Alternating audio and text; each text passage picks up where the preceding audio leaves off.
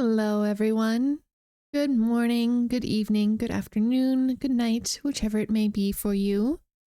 I hope you all are doing well on this Monday.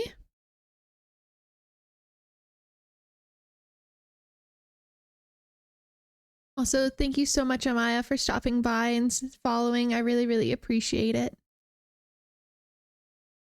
What if it's none of those? Well, then we have some issues to deal with now, don't we? Hello. Hello, hello. I did want to do just a little chat this morning before we get started with the game. Let me know if the music's too loud. I can quiet it a little bit more if we need to. But yeah, I'm excited for today.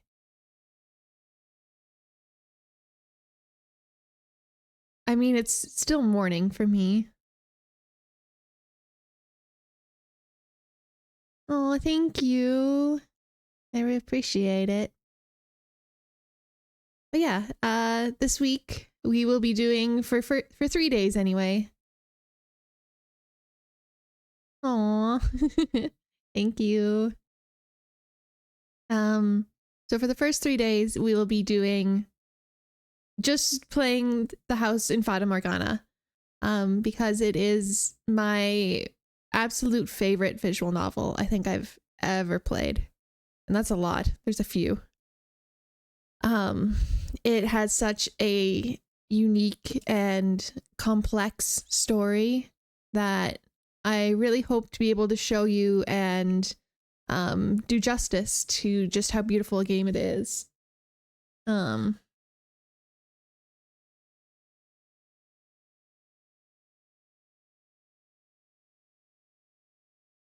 Let's go peak taste. Yeah. I do have in chat, I think Kane might have been showed it off earlier. I do have a command in chat for the trigger warning list if you are unsure. Thank you, Kane. This is essentially just a very quick overview of some of the topics mentioned in the game. So if that is something concerning or troubling to you, please take care of yourself first, and we will be here a different day for you.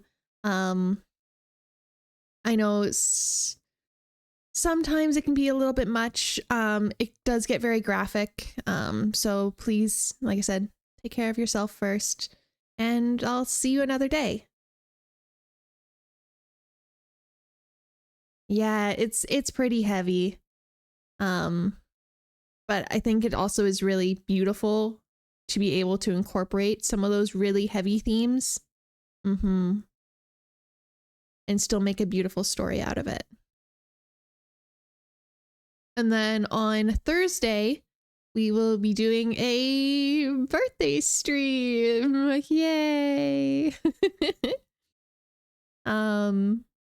I don't know 100% what I'm going to do yet. I still have to go out and get a few things for it, but I'll probably do that in the morning that day, and then we'll just kind of play it by ear and see how we feel. I may just chat, and that might be it. No stress, yeah. Woohoo! I'm excited for this. I hope I've hyped the game up enough for you, Tyler. But yeah. I'm very excited. I have my hot coffee for my voice, and I may have to go make another hot tea later on, depending on how much the reading does to my voice today. We shall see. But yeah, I hope you all are cozy, all safe and warm. And yeah, we'll get going here. I'm just gonna let the song finish out.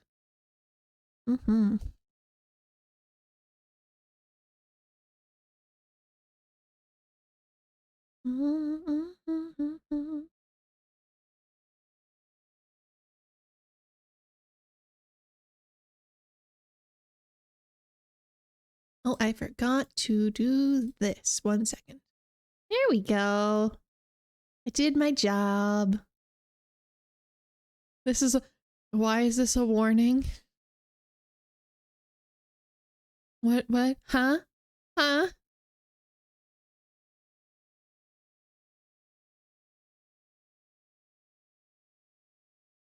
Okay. Oh, now you get to hear the music.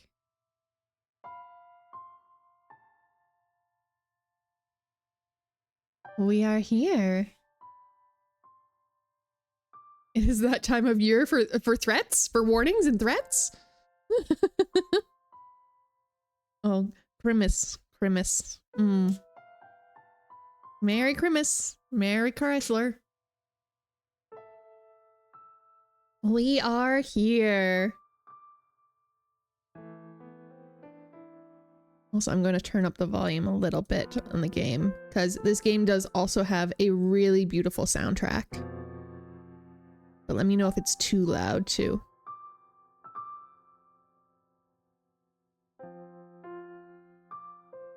But yeah, this is the house in Fata Morgana.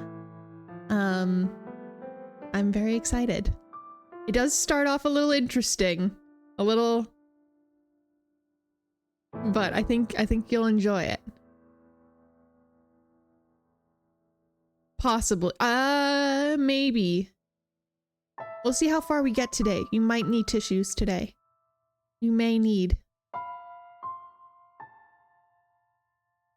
I know I have mine. I know I have my tissues ready, just in case. All right. Are we ready? Let's enter the mansion. I remember the depression this gave me. Yeah.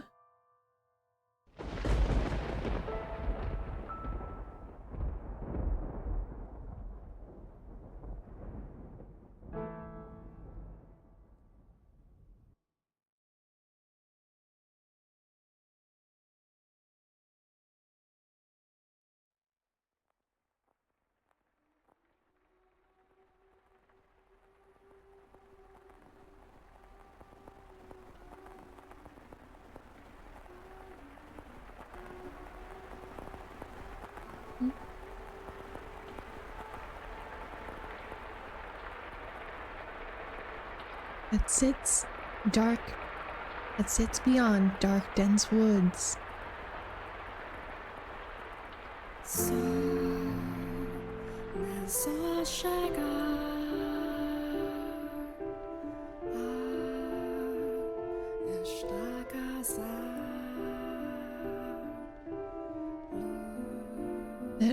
The old mansion appears before you.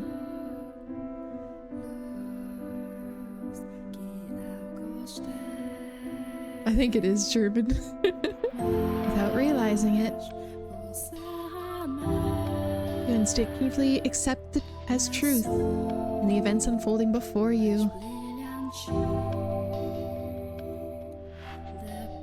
The house lives in perpetuity, an amalgam of myriad fates and generations. No one knows who first said,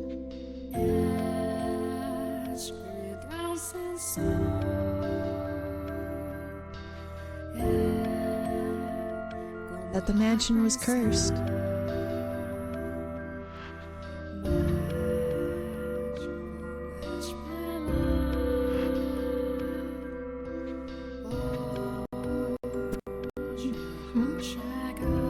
What was that?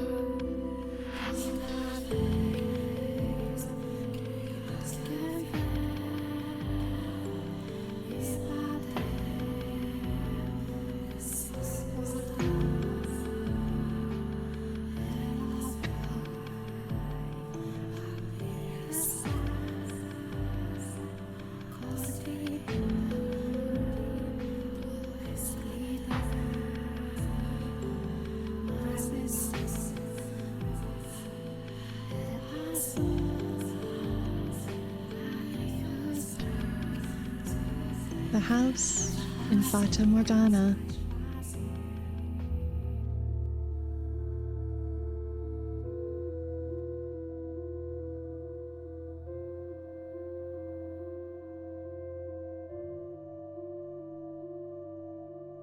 Our Father, who art in heaven, hallowed by thy name. Be thy name. I said that wrong. Have mercy on me, O Father.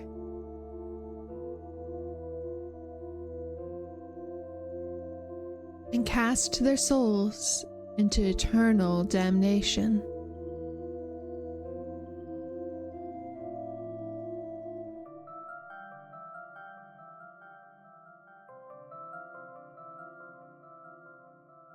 I was looking down upon a corpse. My own corpse.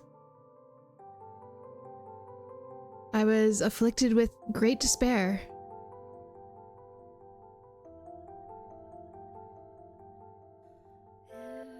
Yeah.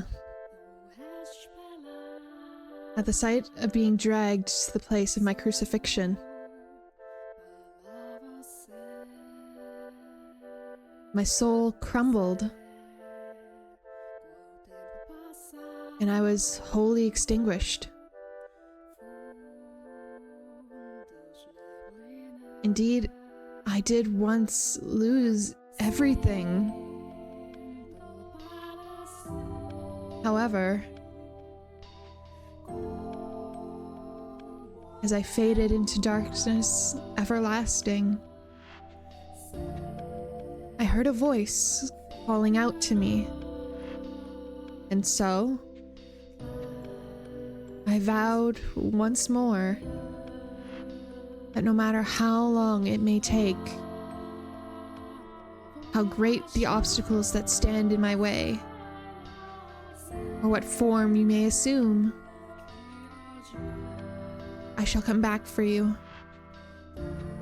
That I must return to that house.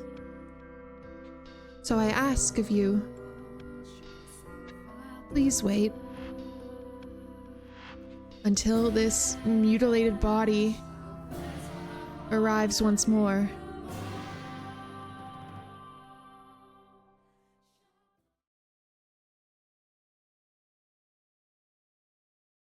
Your consciousness, wavering like a ship at sea, was slowly drawn back to the surface.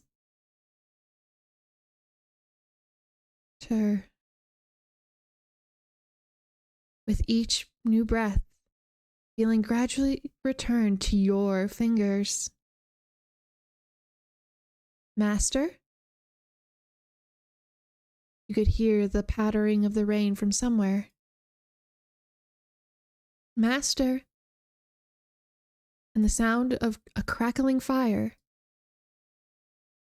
Wake up, Master. Creak, creak, creak. Wake up.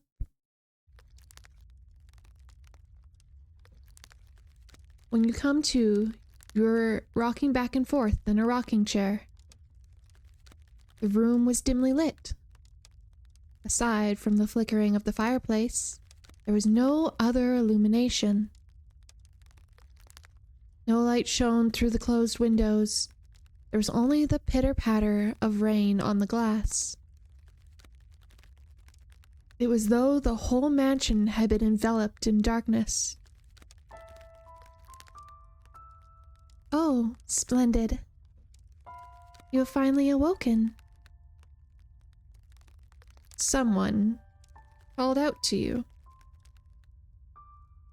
You were about to search the room, but that turned out to be unnecessary. The source of the voice was crouching beside the chair, looking up at you with emerald eyes.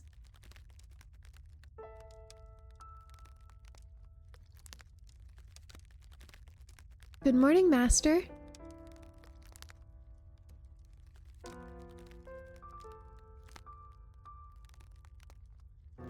Good morning.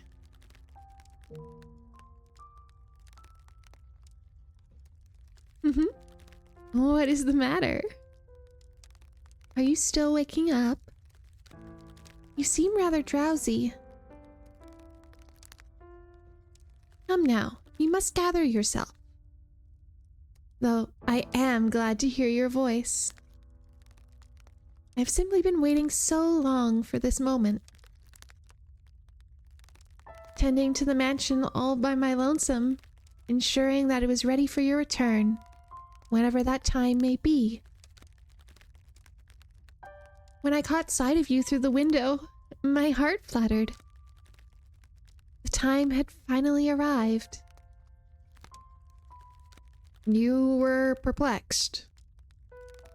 This woman, who looked like a maid, seemed to know you, but you had no memory of her. What kind of herbal tea would you like to start your day with? I have some wonderful chamomile leaves if you'd like. Or perhaps your tastes have changed since we last met. Tell me, master, what would you like? I beg your pardon. I allowed myself to get too excited. But I hope you'll be sympathetic, master. I am just utterly elated to see you again. The woman appeared to be genuinely delighted by you that you had awoken, but seemed to lack the energy typical of her age. The ambient noise in the back.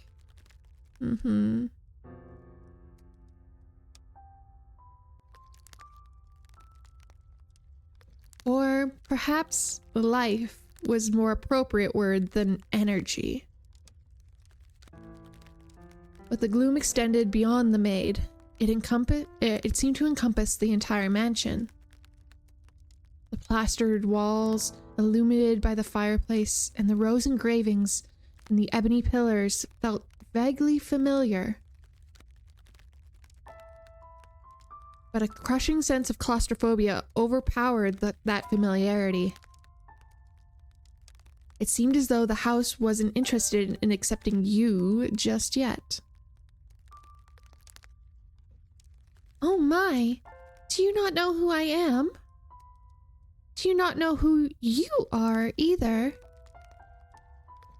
That is quite the predicament. You cannot remember who you are, then who am I to serve? The woman's face was pale, almost as though she... A faint chill ran down your spine. You are the master of this house, though it would seem you have no memory of such. Quite the dilemma. If you know not who you are, then you are no different than a stranger to me, no? Indeed, you have returned. But from where? That I cannot say. Then how about this? I am a servant of this mansion, and as such, I am familiar with the many incidents that have taken place here. I shall show you the history of this house, master. That will surely allow you to recall who you are. The freshly awakened gears in your head began to turn as you mulled things over. The maid had called you the master of this house.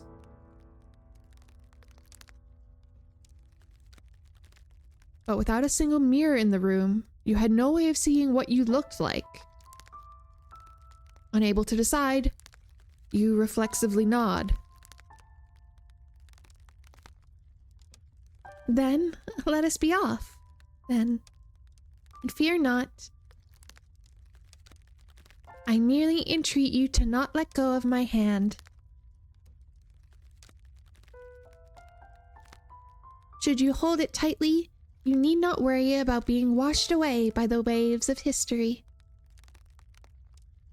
No matter what happens, you mustn't let go of my hand.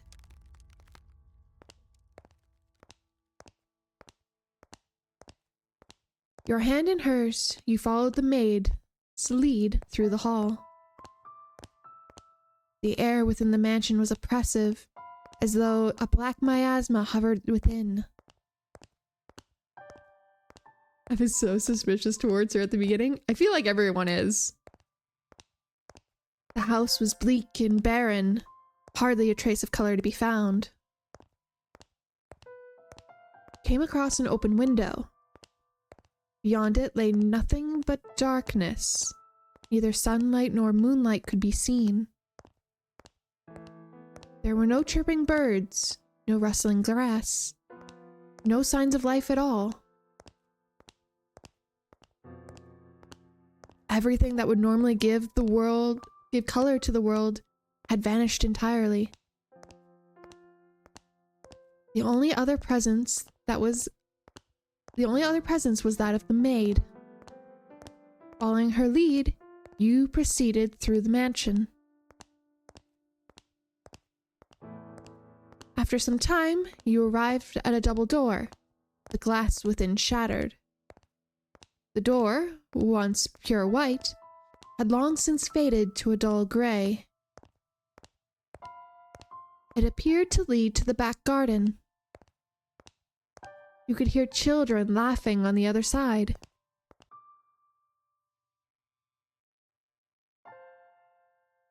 Though it is in the state you see it now, or you now see it, a beautiful, beautiful garden once lay beyond these doors. The owner of the time enjoyed gathering rare species of roses from all across the world. At its grandest, it seemed every flower was in constant competition for the most majestic bloom. Would you like to see this wonderful era of splendor and prosperity? I very much hope it is to your liking, Master. The maid opened the doors to the back garden. A sudden gust of wind brushed across your face, forcing you to close your eyes as you followed the maid out the doors. When you next opened your eyes, the world was no longer blanketed in shadows.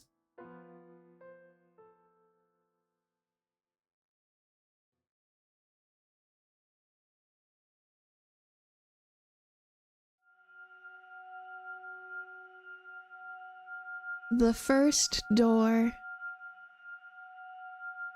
1603.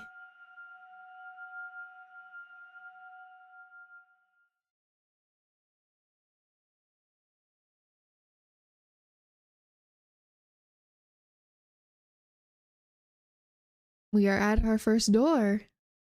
It's starting. The mansion had an alluring air of beauty about it in that era, almost like something out of a fairy tale. This period of history could be described as a symphony of destruction, as cumbersome principles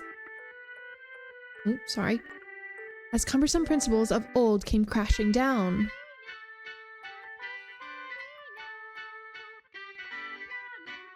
Freed from the day-to-day oppressions of those antiqued precepts, people seem to harsh back to more poetic, expressive ways of old.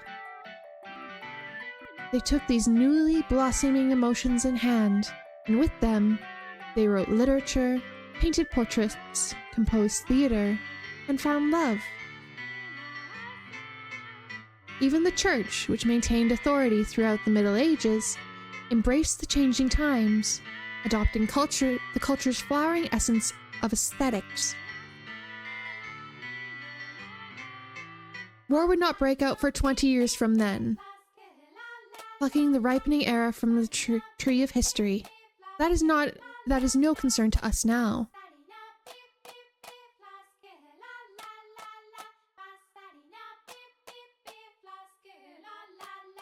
At the time, it was still what people referred to as the Golden Age, a period of fervor for all who were there.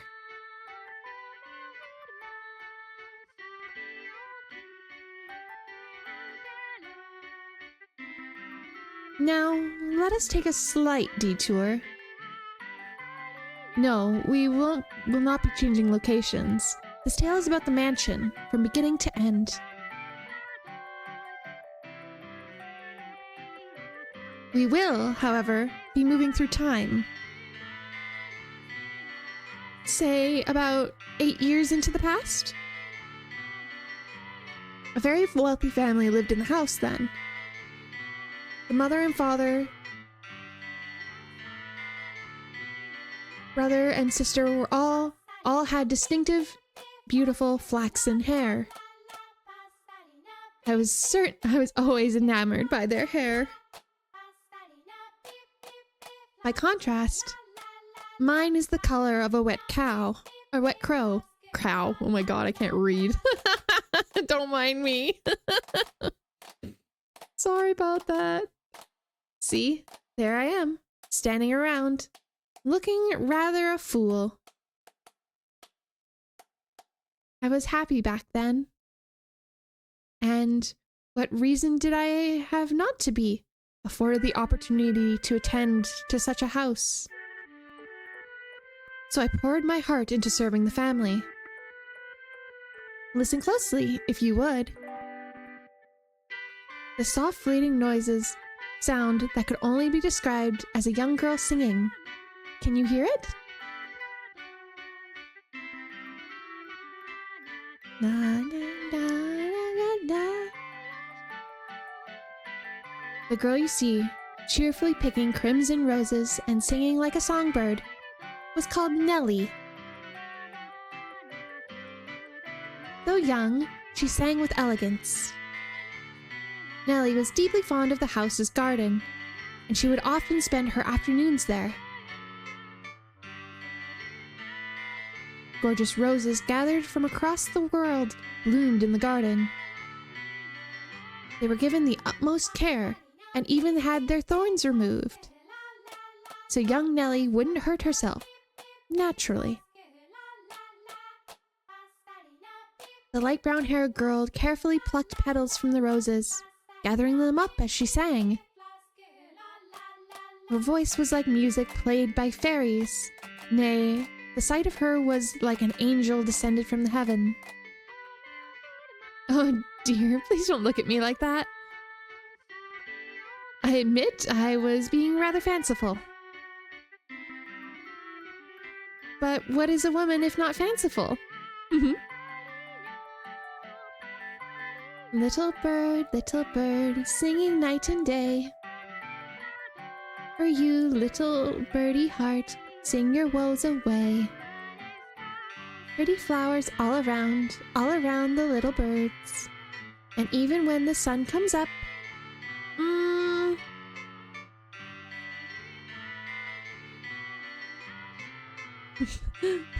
that's the closest you'll get to me singing. Oh, dearest Mel, I've forgotten what comes next. Are you listening? Nellie was, as a matter of fact, not the only visitor of the rose garden that day. She always came with her older brother, Mel. The younger siblings were inseparable. Mel adored his little sister,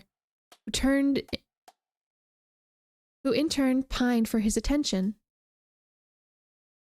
The sight of the two innocent children cuddling together and not shackled by the fears for the future was truly heartwarming. That day, Mel was sitting under the shade of the tree, reading a book.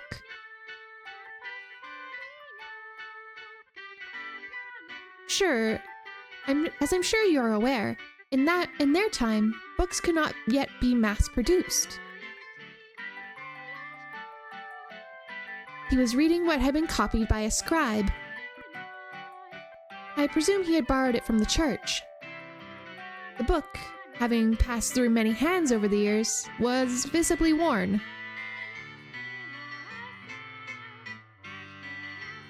It was, in fact, a Latin grammar textbook he was reading. Mel was a clever boy. He'd attended church from a very young age, where a priest would instruct him in Latin grammar. I think just the names being similar, like Nelly and Mel. Like, you could just technically add the IE to Mel and be Nelly and Melly. Maybe? I don't know.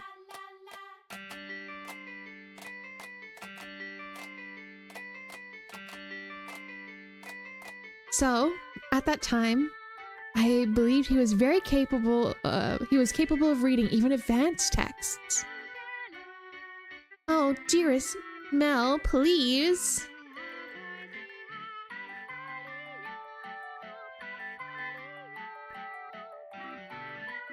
The young girl approached her brother, who was consumed by the text. In her hand, she was carrying a large pile of rose petals. Not necessarily. I don't think you necessarily name your kids similarly. Some people do, for sure, but I don't think it's necessarily a thing. Maybe. Though his sister's shadow overlapped with the trees, the boy still did not notice. So Nelly puffed her cheeks, thrust out her slender arms, and let the petals fall. Ah! Look, your head is covered in roses, Mel. Oh, Nelly. You got petals on the book. This isn't mine. I can't afford to let it get dirty. It's your fault, dearest Mel. I tried to get your attention. And besides, flowers don't get a book dirty. I must raise the white flag. When did my little lady find herself such a sharp wit? While waiting for you, dearest Mel. I waited and waited, and you didn't so much as glance at me. I'll be an adult by the time you're done reading that book. Oh, wow, that soon. That soon. Mother says girls grow up fast. She might be right. In that case, we should do something together before you're all grown up. Surely you won't play with me any longer when you become an adult. That's not true. I'll still play with you even when I'm grown up. But grown-ups don't play, Nelly.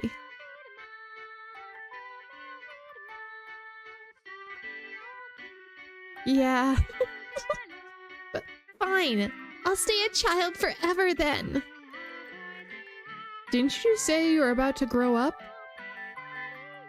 You're so mean, Mel. I'm sorry. Please don't pout, my little lady. How about this? To make it up to you, I'll play whatever you want today. Really? Do you mean it? I want to play make-believe. Make-believe? Make-believe.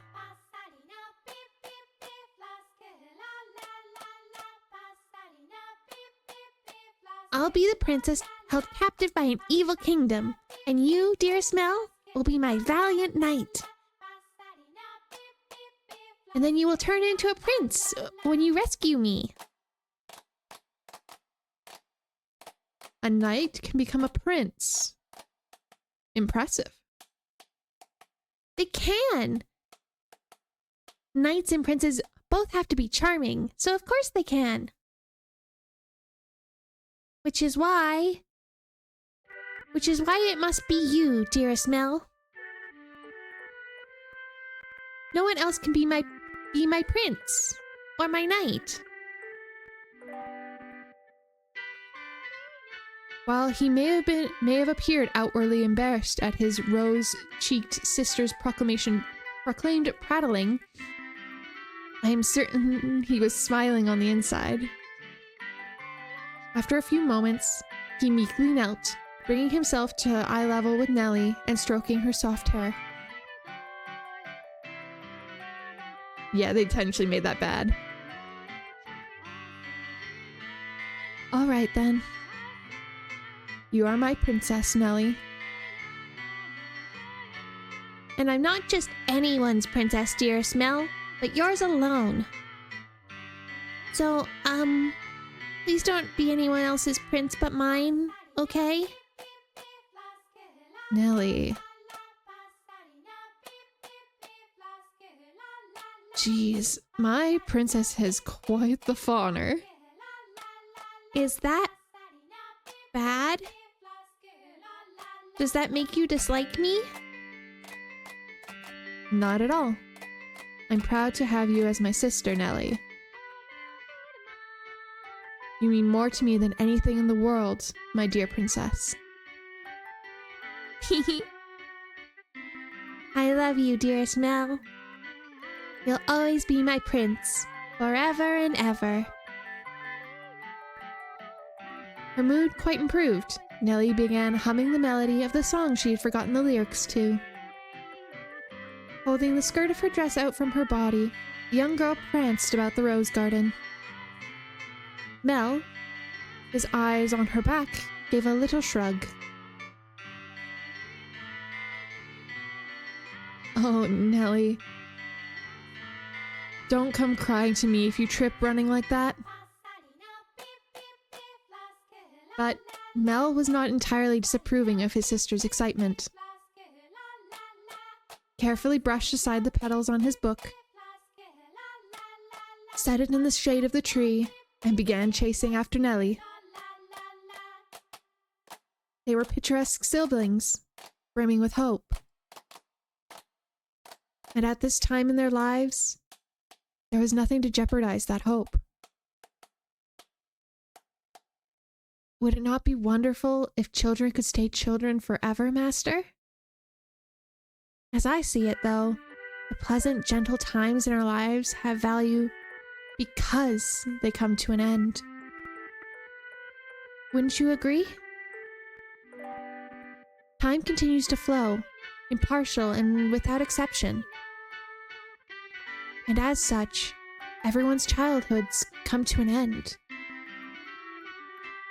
Be that as it may, does time always flow at the same speed for each individual? Now, let us take a trip down the river of time. I would be very much delighted if we could remain at this point in time, but unfortunately, we cannot. Please, don't let go of my hand, Master.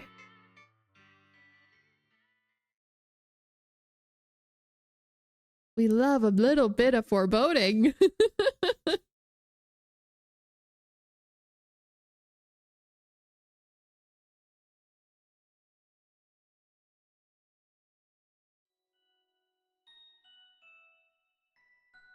The maid sure has a way with words, she does. All this music.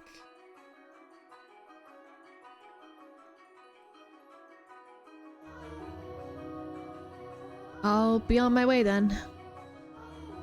Oh, you usually stay for longer.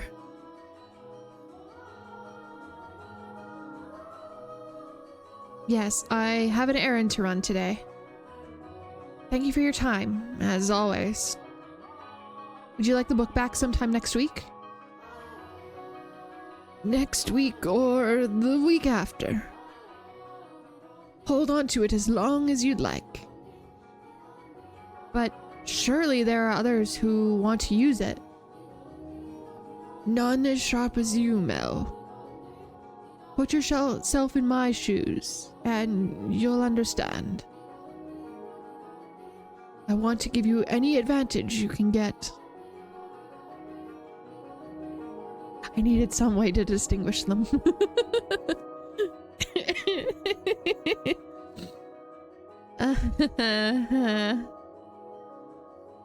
Oh, do you not believe me? No, I believe you, Father. And I mean to do whatever I can to not disappoint you. That's the spirit. If you need anything, do not hesitate to ask. I'm proud to have you as my pupil. Ah, yes, and Mel, do consider what we were talking about. Going to university? Indeed. If you do, I can introduce you to some accomplished instructors. There's very little left for me to teach you, and I believe you would make a fine priest. It is an honorable thing, Mel, to devote your service to our Lord.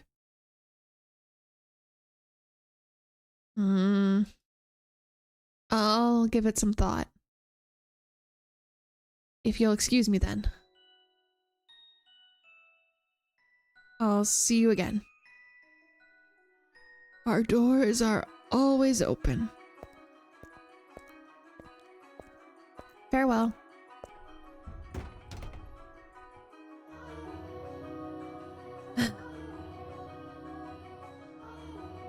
Whether it's in the service of God or the service of the church, it is an honorable profession. But theology... I wouldn't mind attending at university, but I'm not sure. I'd kind of like to do something different. Something more befitting of the times. As for what, though, I'm stumped. But I need to make up my mind soon.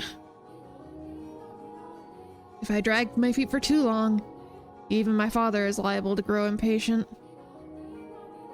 Mercy me.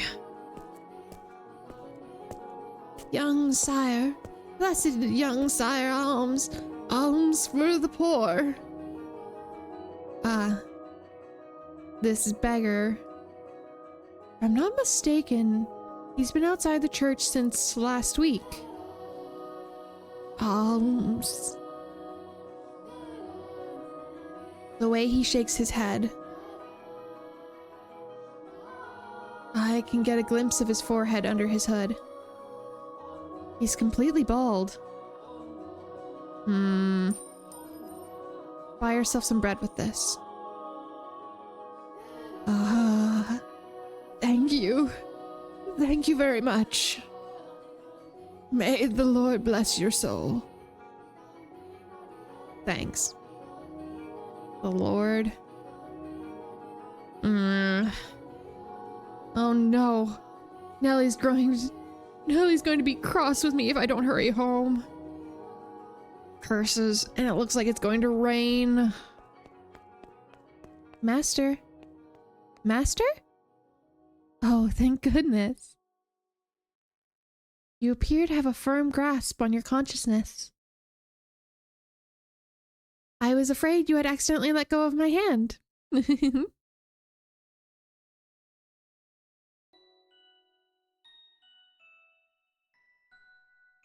It does kind of tower and talk. Yeah, I get that, Kane. I understand. Now, Master, this is the period of time I truly wish to show you. The boy reading in the rose garden was now a fine young man.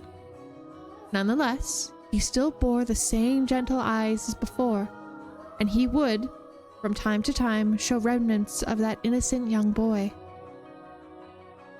He was, in his own mind, still making the transition into adulthood, I suspect.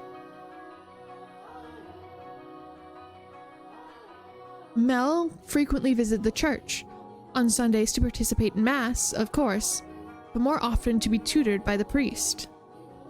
In addition, he also attended a private school run by an eminent marquis. Though it was not a school where students had desks and sat in rows, they studied at the marquis's estate. Secondary and higher education was not the same as it is today. And Mel, was considering university.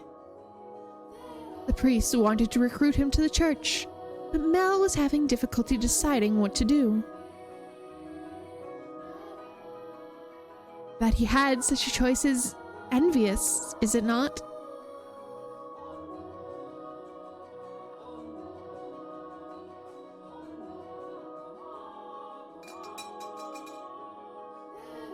Good afternoon.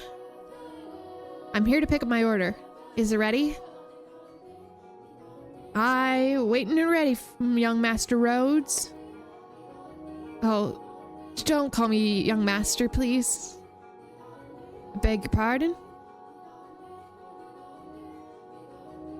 Can't seem to get sorry.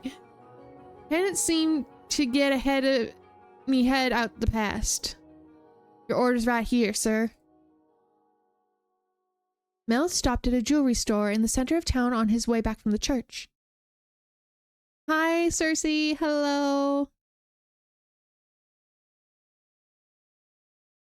I hope you're doing well. The building was both a workshop and a storefront, and the nobles of the area were deeply fond of the master's wares.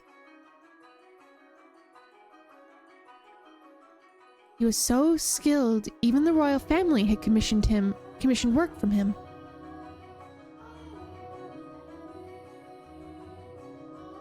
Is this the game of horror? Yes, it is. Game of good horror, though. Good horror.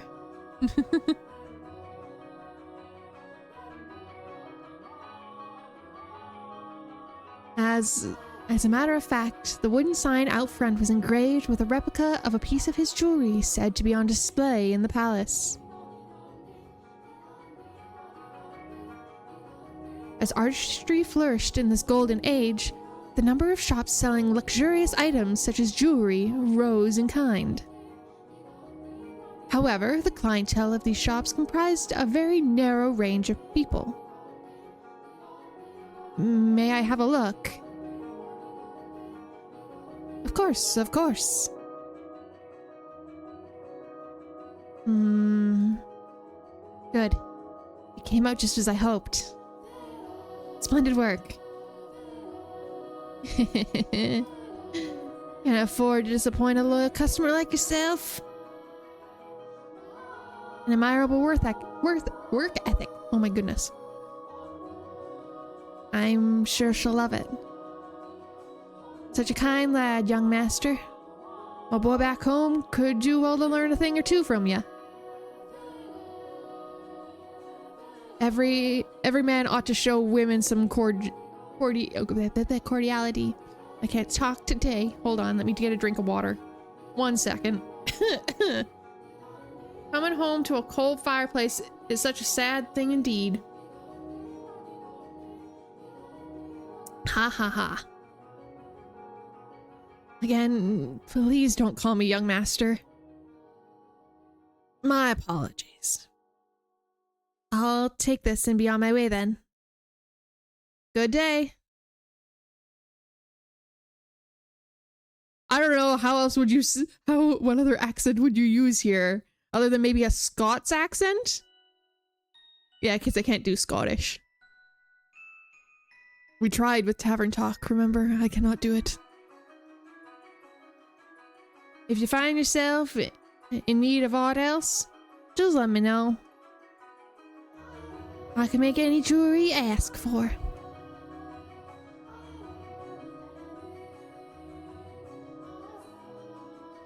Come to me and your sweetheart's day will be sure is made.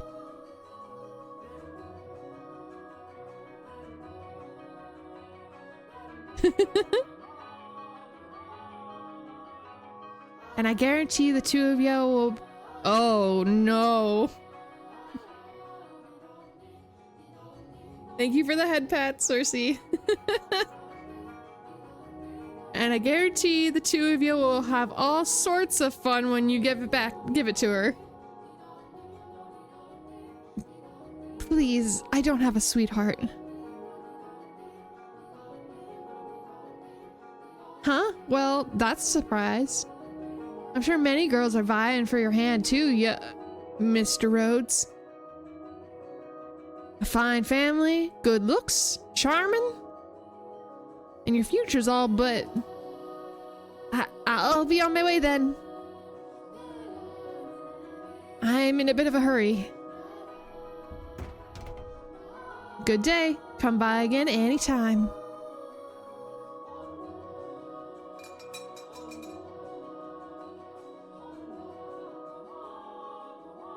So essentially, all we know so far, Cersei, is that Mel and his sister are the main two characters right now in this part of the story.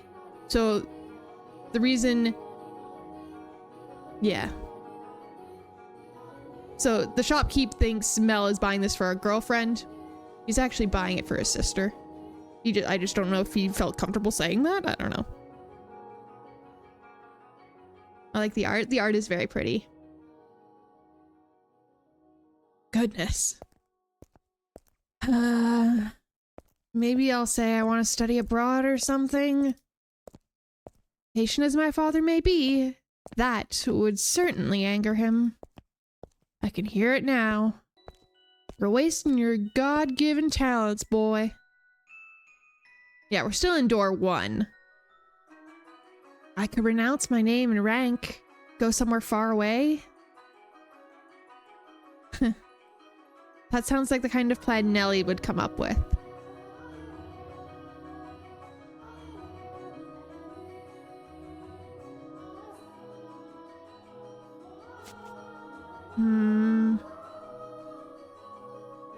As he drew closer to the mansion, the rich fragrance of roses grew more prominent. Over time, the distinctive scent that led visitors to refer to the house as Rose Manor. It's all good, Amaya. It's all good, don't worry.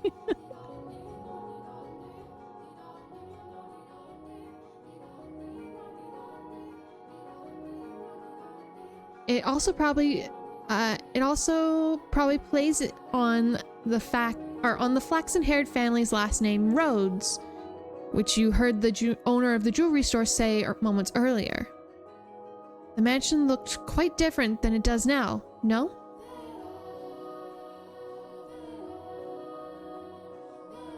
No thickets of ivy covering the walls, no rotten broken doors to be found. I wonder what the Rhodes family would think if they saw the house in its present tragic condition.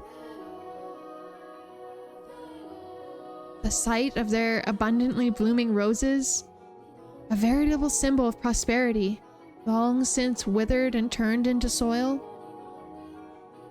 My apologies, I got a little sentimental there.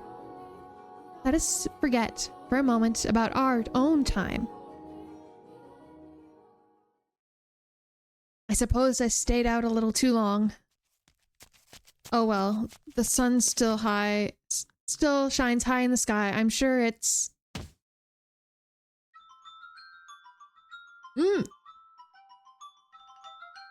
Dearest Mel, what took you so long? Where have you been? I've been waiting forever. Nellie? You're not in the house? Nope. You were taking so long, I decided to wait by the gate. But you didn't notice me at all. Is that any way to treat a lady?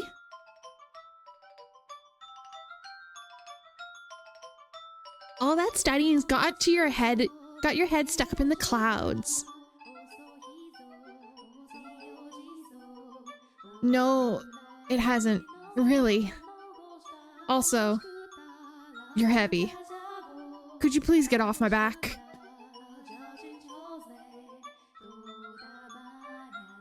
I know, Nellie's hair is so pretty. Heavy?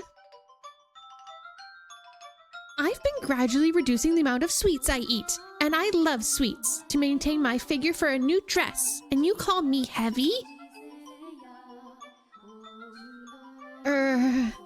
I didn't catch that.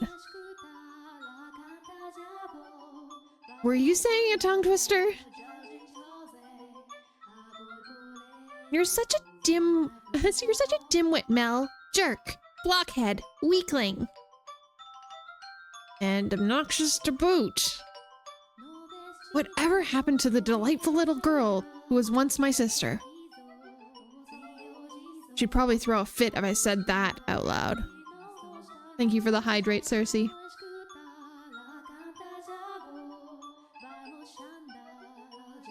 Should you really be outside, Nellie? You are the star of today's event. It's fine. They can call it a birthday party, but I know it's just about fraternizing. It's obvious what Father's true motives are. He'll be gathering a bunch of boys from good families to look for someone to marry me off to. I have no interest in that at all. Don't be like that, Nellie. They're all here for you. At least enjoy what you can of the party. I guess. And besides, it's not completely terrible. Look at this, dearest Mel. What do you think? What do I think? About what? About what?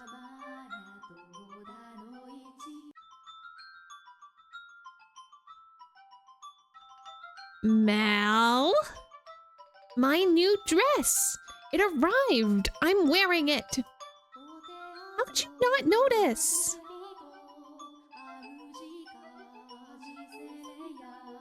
I didn't notice. I did notice it was something I hadn't seen before. But you have so many dresses, Nellie, so... But this is the dress I had made just for today!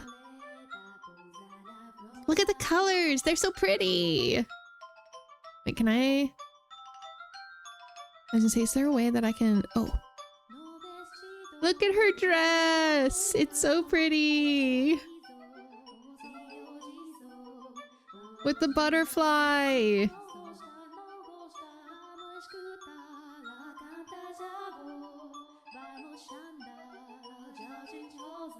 It's so pretty!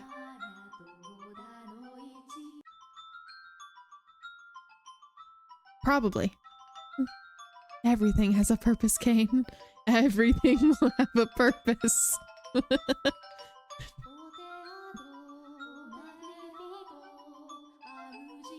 It's the work of a renowned dyer. And the belt is just so lovely. You see how it comes together to form a butterfly?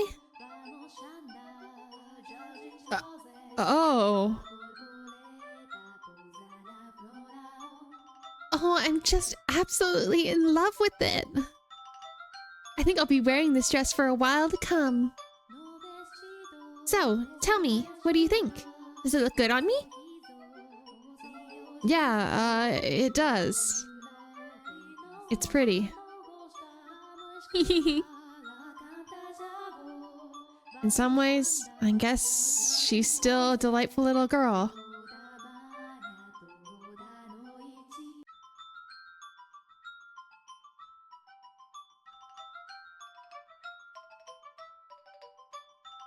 Oh, dearest Mel, I love you.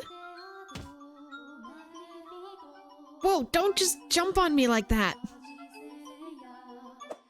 Ah! Oh my, you dropped something. And what do we have here?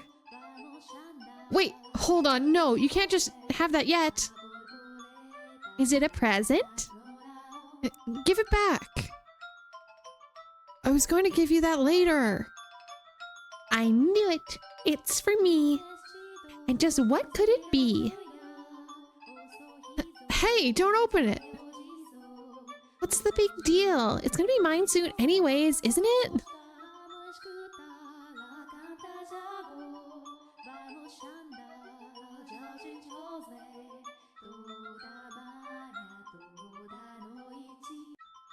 Oh, I love it. A rose necklace. And this design. It's from the jeweler the royal family uses. Oh my dearest Mel. You had this made just for me? Oh jeez. It defeats the purpose if you open it before the party. Happiness is always better sooner rather than later, Mel. I think I'll put this on right away. And you can see it's a pretty necklace.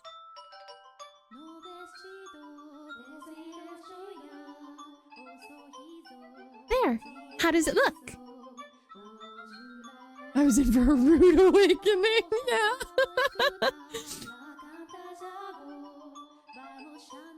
It looks lovely. Mm-hmm. My prince is still the sweetest in all the land.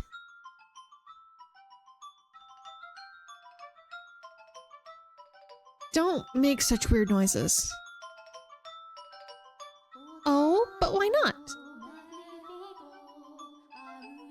A prince always knows exactly what his princess wants. And this princess wanted some rose jewelry to go with her new dress. Understand?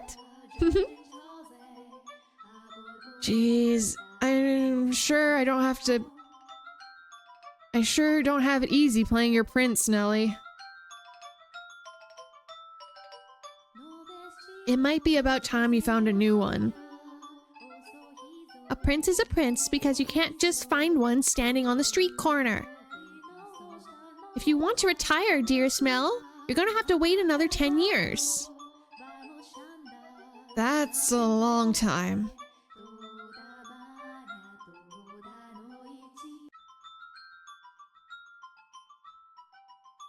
Or if you find yourself a new princess. I'm not so... You're about as romantic as a rock, dearest Mel. But worry not, your adorable sister will always be your princess. What more could you want? Are you really allowed to be the judge of that? I mean more to you than any other girl in the world, do I not? Then that makes me your perfect princess. Hey, what's that laugh? What's with the laugh and it'll all be over soon laugh?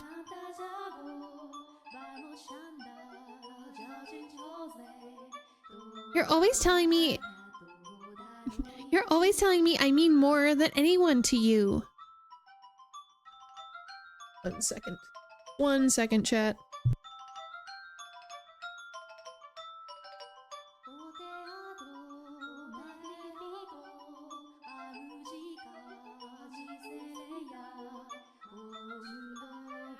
No, someone just banging around something outside. I was just making sure it wasn't anything bad.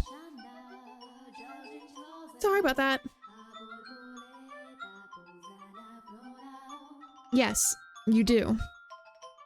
More than anyone in the world, my beloved baby sister. I'll take good care of the necklace. Thank you, my dearest Mel. Well, if you're happy with it, then so am I. Just read the plot for fun, I need hugs.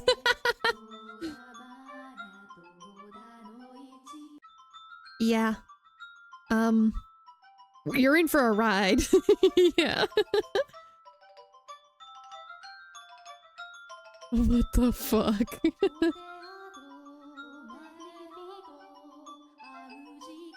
Did you read specifically this story or the full game?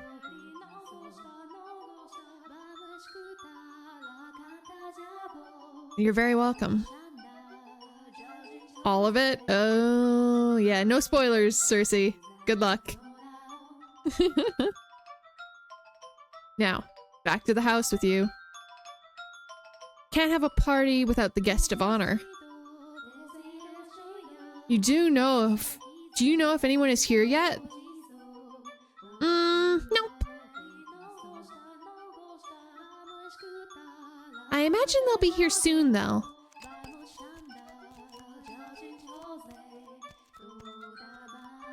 Were you down at the church again today, Mel?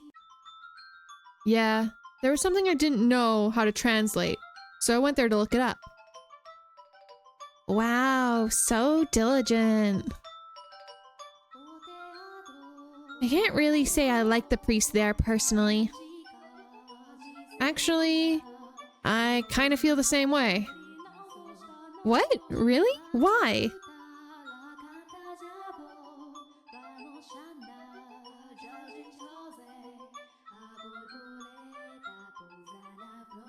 Well, you know, I have my reasons. Hmm. So even you don't always like the priest, huh? Let's skip mass on Sunday then. We can go play. No skipping church. As grew the brother, did the sister. That day, Nellie would be turning 14, and Mel, 3 years her senior, was 17. You saw it with your own eyes, so you know just how much she has changed. She was always a cute little girl, and grew even into a more beautiful young woman. Though she was only 14, she was well on her way to becoming a fine young lady. As for her character, well... but a girl like that has her own charms, wouldn't you say? Drifting down the river of time, the two siblings matured into healthy young adults, but the core of their relationship did not change in the slightest. Nellie was very much attached to her brother. As much as Mel complained, he still deeply cared for his sister. Around the time the sun began to set, carriages started lining up outside as well-dressed aristocrats made their way into the house. As Nellie had suspected, the majority of them were boys.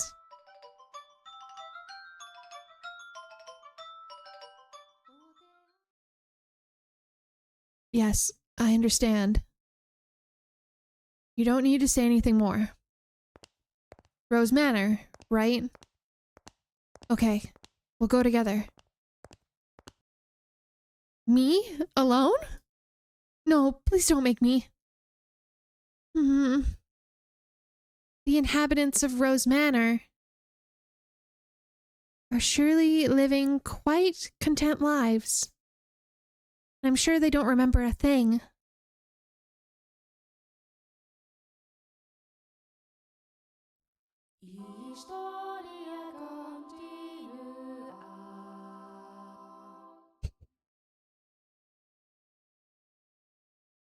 Little loading scene.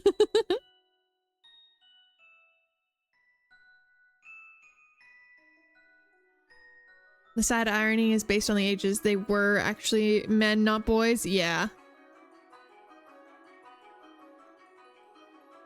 The room with the fireplace was always kept in pristine condition, so they could entertain guests at any times. Walls colorfully decorated with tapestries and stained glass windows gave a testament to their great fortune. The servant's first assignment every morning was to clean this room.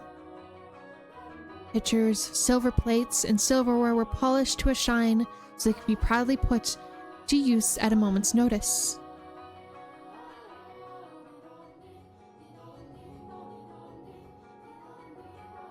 And for events like their daughter's birthday, the room served an even more important role. The table's top were removable.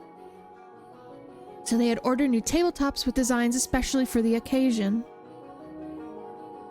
And once the banquet had drawn to a close, tables speckled with half-empty wine glasses and leftover candy fruits were moved off to the side to make room for, of course, the festivities. Good evening, Lady Nellie. You look particularly lovely today. Nellie, I had these jewels cut for you. You'll let me have this dance, won't you?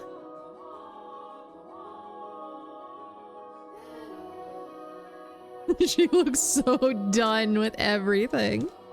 I forget how done she looks half the time.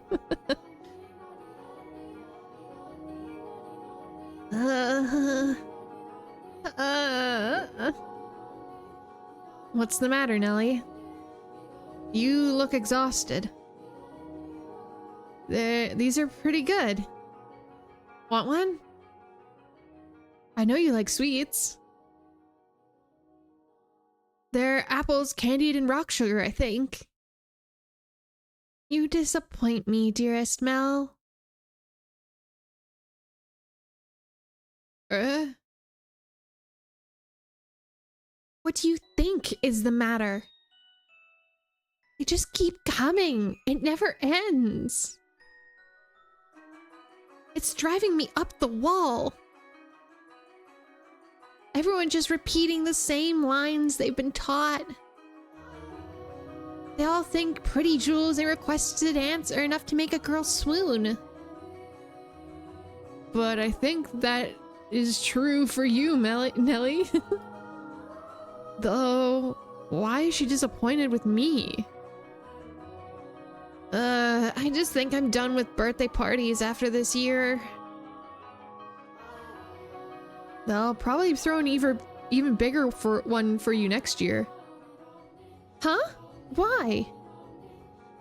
Well, you know. You're about that age, Nellie.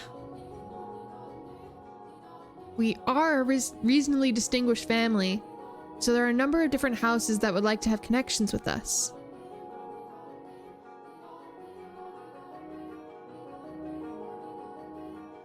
A little more?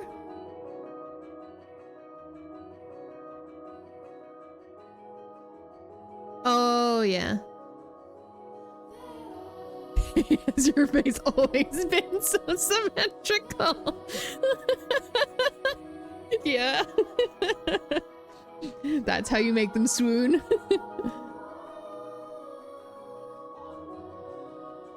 So... So what you're saying is, do it for the family. No, that's not... I won't date or marry anyone. I have no interest in being used as a pawn in their interfamily politics. Pawn? I wouldn't go that far. And I'm sure Father wants to let you choose yourself. You know, someone you actually love. Love? I never thought I'd be hearing you talk about love, dearest Mel. You don't even understand what makes Shakespeare's plays so beautiful. And you're talking about love?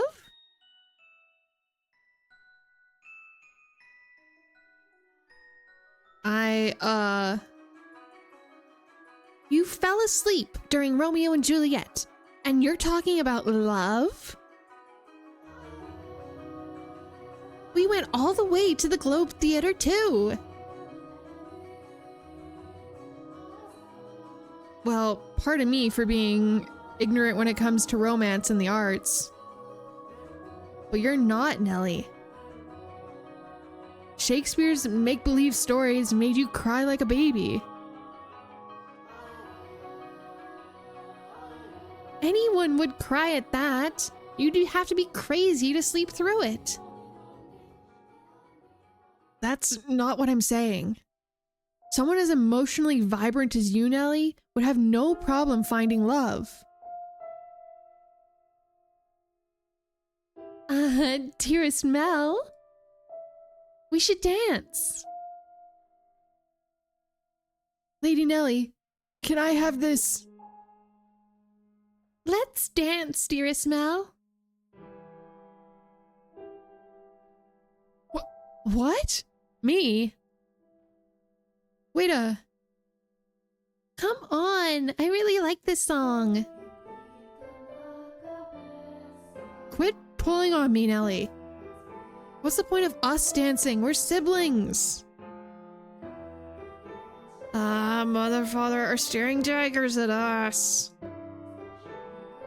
No matter. What day is it today, dearest Mel? Your birthday. Exactly. So I can do what I want. Now, attend to your princess, as a proper prince should. Oh, geez, how did I get myself into this? Yeah, Nelly's really saying, it's my birthday. Screw what you think, you're dancing with me. Oh, no.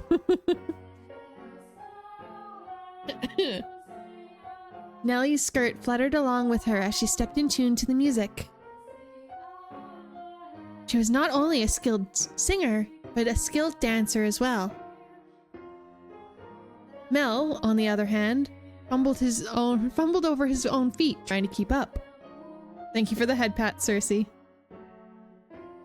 One would be hard-pressed to describe his dance abilities as good, even as flattery.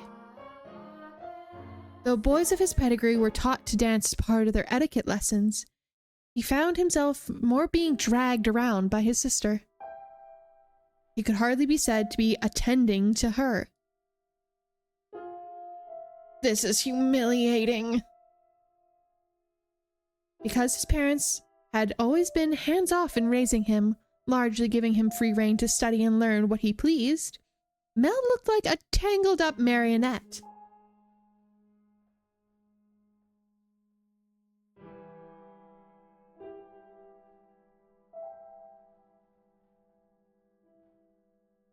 From throughout the hall, you could hear the giggling, uncomfortable chuckling, and people coughing to disguise their laughter. Come now, dearest Mel. If this is the best you can manage, what are you going to do when you find a girl that catches your eye? I won't, so it doesn't matter.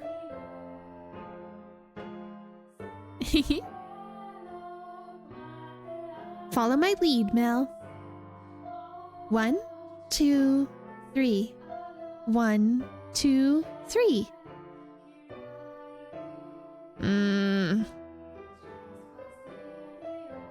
Nelly alone enjoyed her time dancing with her brother, and quite thoroughly at that. It did not matter to her that he moved awkwardly or that the guests were giving them cold stares. It was their parents who first cracked under the pressure. Just as their father was about to give an exaggerated cough to stop the music, a ruckus suddenly swelled up near the entrance. Huh? What could that be? Who knows? Whatever's going on, I've been spared. The music came to a stop, and the party guests began bustling. The siblings' father spoke up sternly above the noise in order to quell the sudden spreading commotion. He ordered the servants to investigate and had the music restarted, but gave a short apology for the interruption and set the party back on course. I went to check on the entrance with the other servants, as I recall. Oh my, why are you looking at me like that? These are not my memories, but those which dwell within the mansion. Do you think we should be following what happens next from my perspective, then? That is not what confused you? Well, your questions shall be answered in time. In time. Now, let us return to our tale. Though the party had fallen still for a moment, their father's decisive actions restored the guests' festive moods in a short order. So it is not by any means the commotion that caused the ball to conclude earlier than planned. Oh dear, I hear thunder. It was rather loud too. Sounds like we have quite a storm brewing. They lived in a country where the weather was nothing if not unpredictable. Rain was a frequent occurrence there. The stretches of time with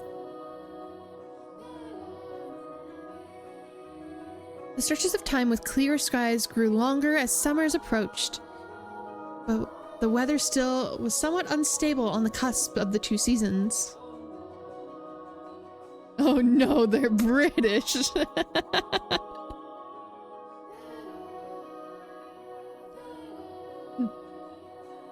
They had a strong wind that night as well, which turned the raindrops into little spears on the windows.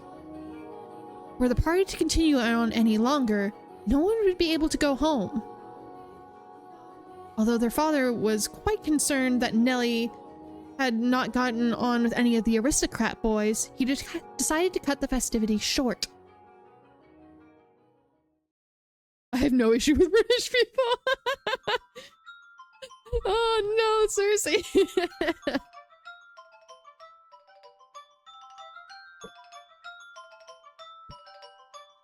It could be French. Kane, however. Thank goodness it ended early. How lucky am I? This must be a blessing for always being such a good girl. I'm not sure having your own birthday party cut short counts as lucky.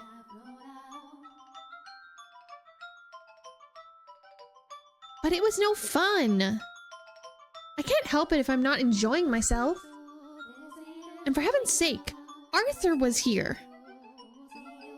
I have no interest in dancing with that dunce. Arthur?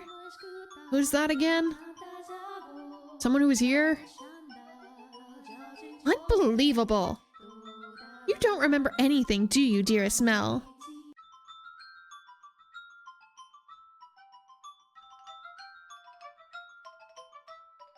He came over to play a few times when we were little. He's covered in those gross freckles, and he's such a huge jerk. Okay, freckles aren't gross. Why gross? But huge jerk, sure. I'll give you that, Nellie. I'll give you that one. He said my hair looked like the color of fallen leaves. Fallen leaves. Just thinking about that ugly smirk has me fuming. And yet he acts like nothing happened. He even calls me Lady Nellie, for goodness sake. Are you listening to me, dearest Mel? I'm listening. I'm listening. I was wondering what that ruckus was earlier.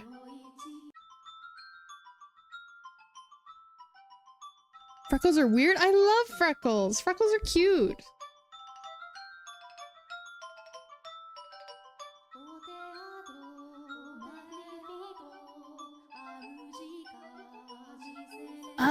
You weren't listening, were you? Who cares about that? Sorry, but aren't you curious? It probably wasn't another guest, at least. Maybe a cat sneaked in. Also, that should be snuck, but sure.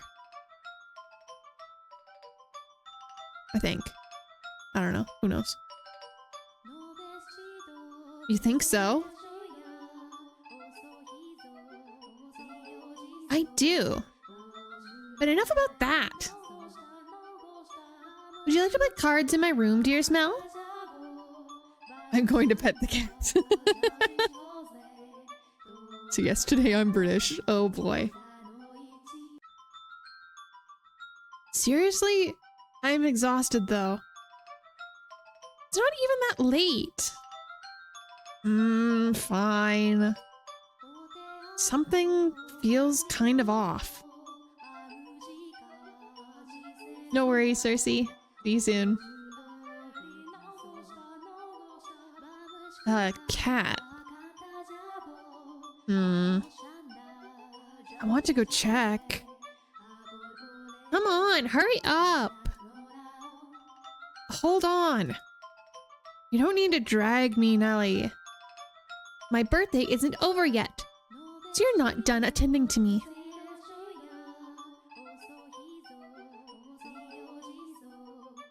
Oh, Nelly.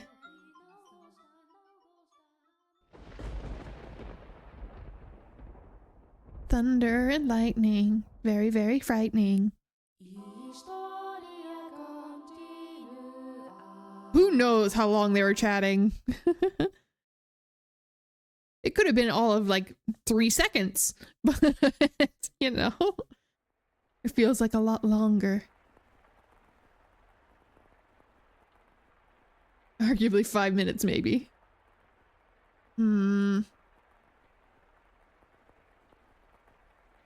Based on what was said. Fair. Rain just won't let up. Can't sleep. Wonder what the commotion was earlier about. Oh, for goodness sake. It's all the storm's fault.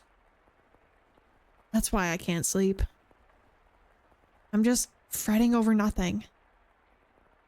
I'm sure Nelly was right. It was just a cat. Maybe a dog?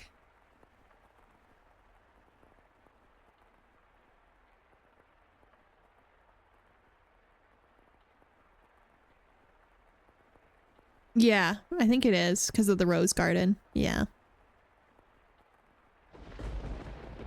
I can't sleep. I hardly ever have this much trouble falling asleep.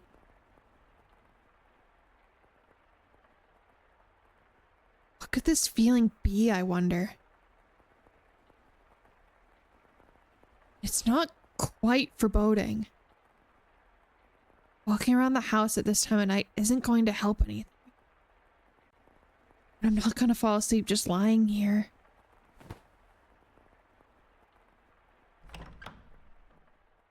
Go for a walk, Mel.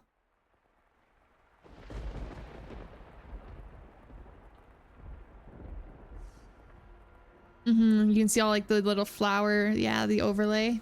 Yeah. Ooh. The only sound that could be heard in the dark corridors were the sharp pitter-patter of the rain, his footsteps, and his breathing. Though he was intimately familiar with the layout of the house, that night the hallways felt like an endless labyrinth veiled in shadows.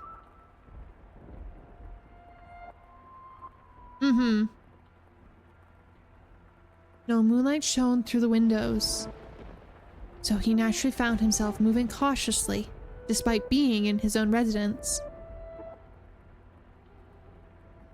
Keeping the palm of his hand pressed against the chilly wall, but one foot in front of the other. To where he was supposed to head. But where was he supposed to head? Mel, of course, had no way of answering that himself. If he had anything, it was guidance from above, the path of his destination lit by flashes of lightning. Or perhaps there was something else leading him along.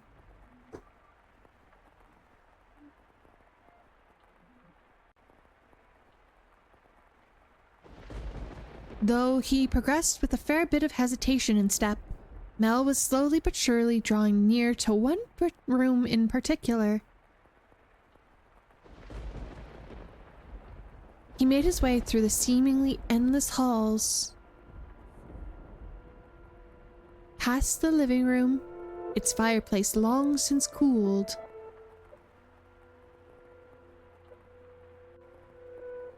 into another corridor.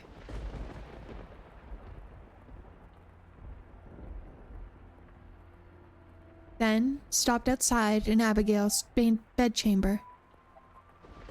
Thank you for the head pats. Cat bedded.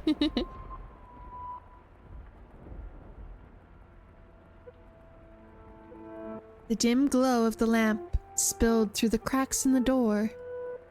A gust of wind is not necessary to keep a flame flicker. Make a flame flicker. A person's movements or vibrations in the air from someone speaking. The slightest movements can cause the light of a fire to quiver. Shifting subtly through as though nudged by an invisible fingertip. I can see light from inside. She's still awake. A voice. He seemed to be hesitating. It would not be difficult for him to approach the door and peer inside. But he had reservations about peeping in on another's chambers, even if it was his own house. Moreover, this room was assigned to a woman. There was a woman behind that door. What would you do, Master, in this situation? Would you succumb to your curiosity and gaze inside? Or would you respect the owner's privacy?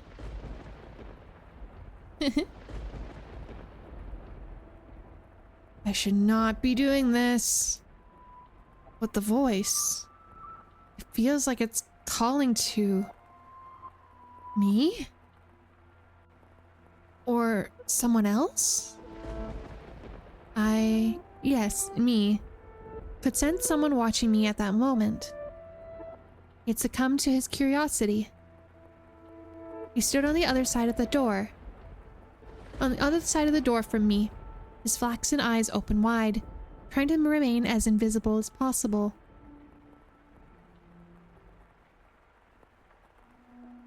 The wavering in his heart seemed to create faint ripples in the air, which I pretended not to notice. Yes, I knew he was there. I could sense his presence and his wavering emotions. However, I could not begin to speculate as to his true feelings or how great a surprise this was to him. I, too, am discovering new facets of this tale by viewing it through the eyes of the mansion. But it is not I who is of concern, Master. It is you. You and... I know I shouldn't be doing this. I should be ashamed of myself. But I can't look away.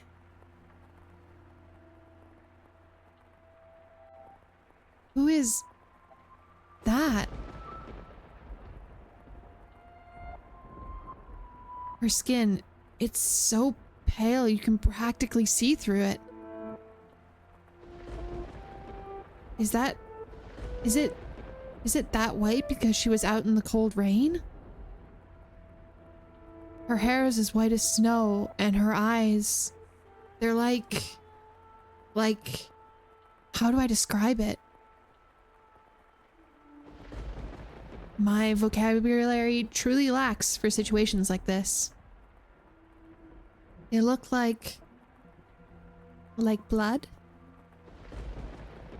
No, that's just disturbing. Then wine, perhaps. No, more translucent than that. Gemstones, then. Yes, gemstones. Her eyes are like rubies. I've never seen anyone like her before. What could they be talking about? Mel's eyes were fixed on a peculiar young woman. She had glass-like skin, eyes that glimmered in the flickering candlelight, and snow-white hair that flowed like luxurious silk. But her lips were a bluish purple, her soft, delicate skin sullied with grime, her twinkling eyes pointed to the floor, and her hair a disheveled mess.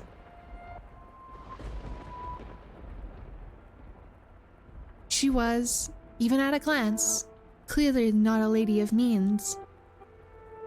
The tips of her fingers were cracked from the cold, her nails pale from malnutrition, and her garb a little more than rags. However, true beauty is always visible, no matter what may be hidden underneath. No matter what it may be hidden underneath. Sorry, I can't read. Even wrapped in a veil of insolubility. I don't know what that word is. Even though she thought herself hideous.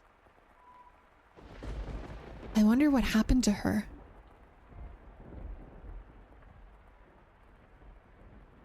Mel could no longer avert his gaze from the girl's visage. He had, for the time being, forgotten the shame he felt for peeping. As he strained his ears to listen to the conversation taking place inside, a sickly voice rose from the white-haired girl's purple lips. Insolubility? Something, probably. So feeble was the sound that a gentle breeze blowing in the room could carry it away. Oh, now I gotta think of her voice. How am I gonna do this?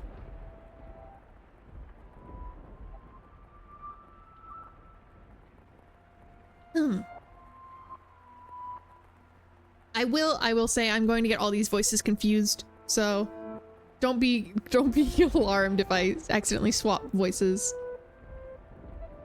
British? I can't do British. No, I can't. I tried. Oh, thank you, Amaya. Thank you. Appreciate it. Place seedy or rundown, unwholesome, a place full of... Oh, okay. According to Google, you can? Can I?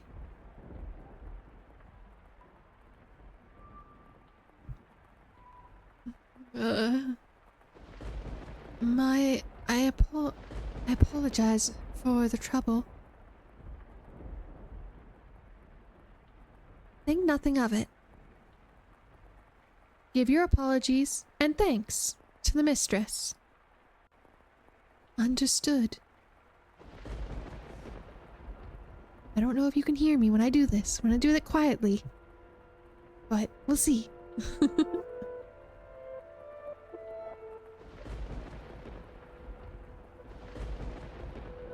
There is something strangely comforting about this house. Almost as if I've been here before. If my father were here, I'm sure he would be quite fond of it. I'm sorry about your father. That's not... There's nothing you could have done, I imagine.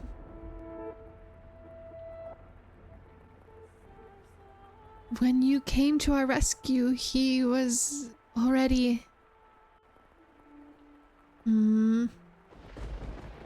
Rescue? Father? Was that, perchance, what the commotion was about? He stared intently, entranced by the scene unfolding beyond the door. A gaze can often signal one's presence to others more effectively than words. The white-haired girl could likely sense him there as well.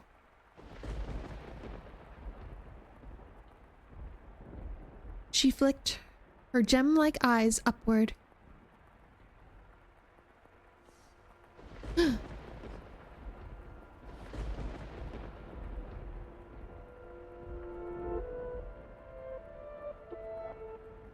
That was when the boy finally felt a pang of panic.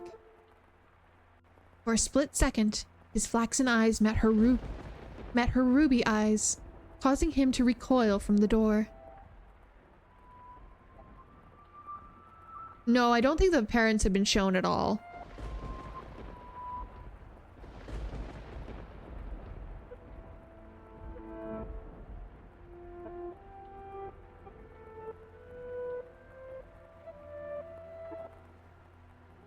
Hold on 1 second.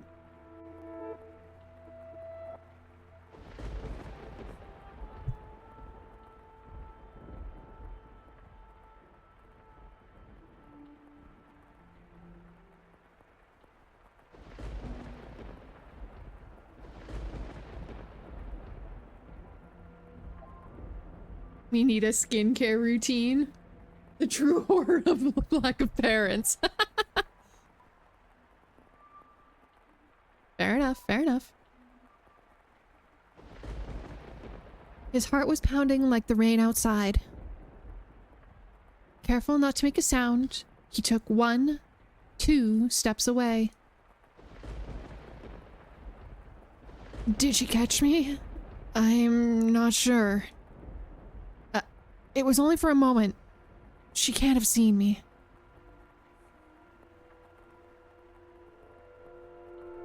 The boy did not have courage to peek in the room a second time, so he cautiously returned to his bedchambers as quietly as he could manage.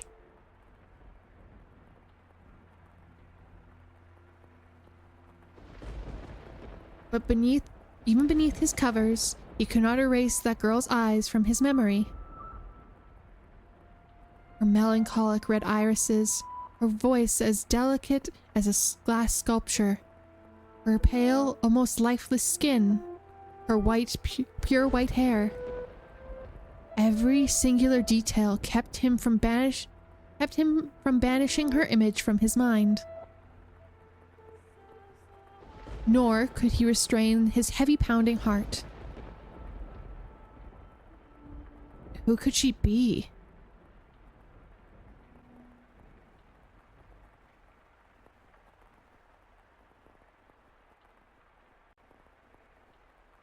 Is something the matter? No, I just thought I felt someone watching us.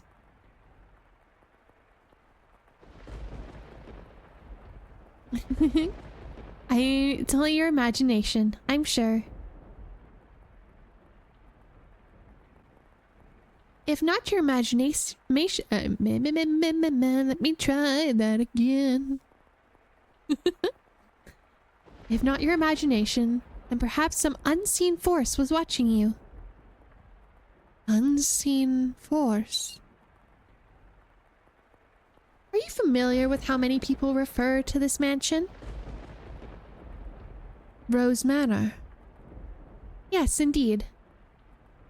It is called Rose Manor because you can smell the sweet fragrance of the rose garden, even at a great distance. But that's not what I meant.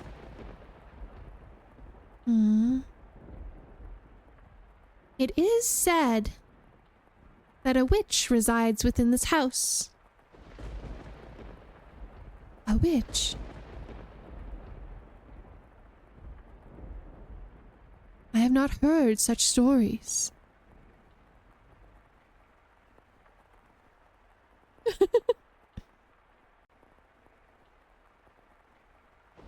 You probably wouldn't have. It was a very, very long time ago. Nothing you need to concern yourself with.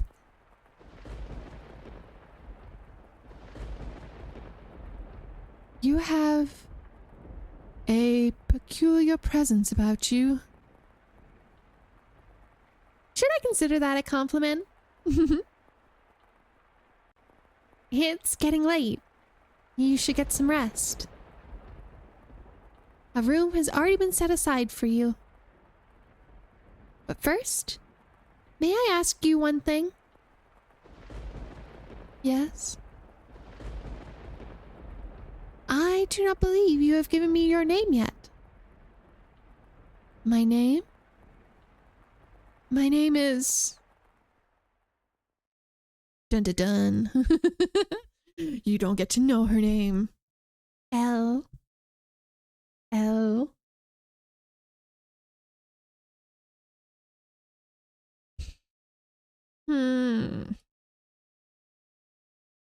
Wake up. Get up, Mel. What? Huh? It's morning. You disappoint me, dearest Mel. It's very much long since... It's very much long since morning. I didn't see you at breakfast, so I came to see what was the matter. I've really been asleep that long? And father is too lenient with you, dearest Mel. Oversleeping is hardly proper behavior for a firstborn son. Welcome back, Tyler. I know. But before that... Yes, dearest Mel? What are you doing in here? You can't just go prancing into a boy's bedchamber. Leave that to the servants.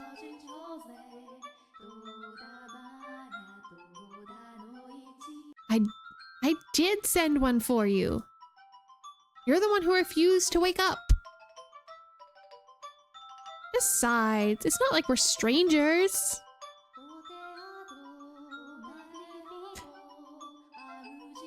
We used to sleep together all the time. That was a long time ago. Things are different now.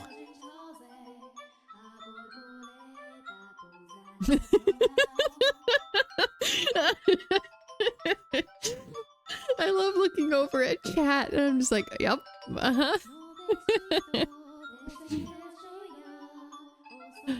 Oh, you're overthinking it, silly. Now hurry up. Out of bed, sleepyhead. All right, I'm getting up.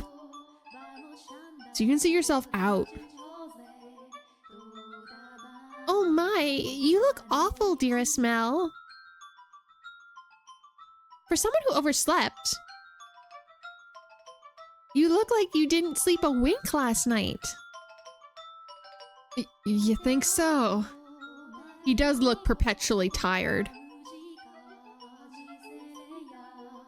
You didn't go out on the town last night, did you? Naughty, naughty boy.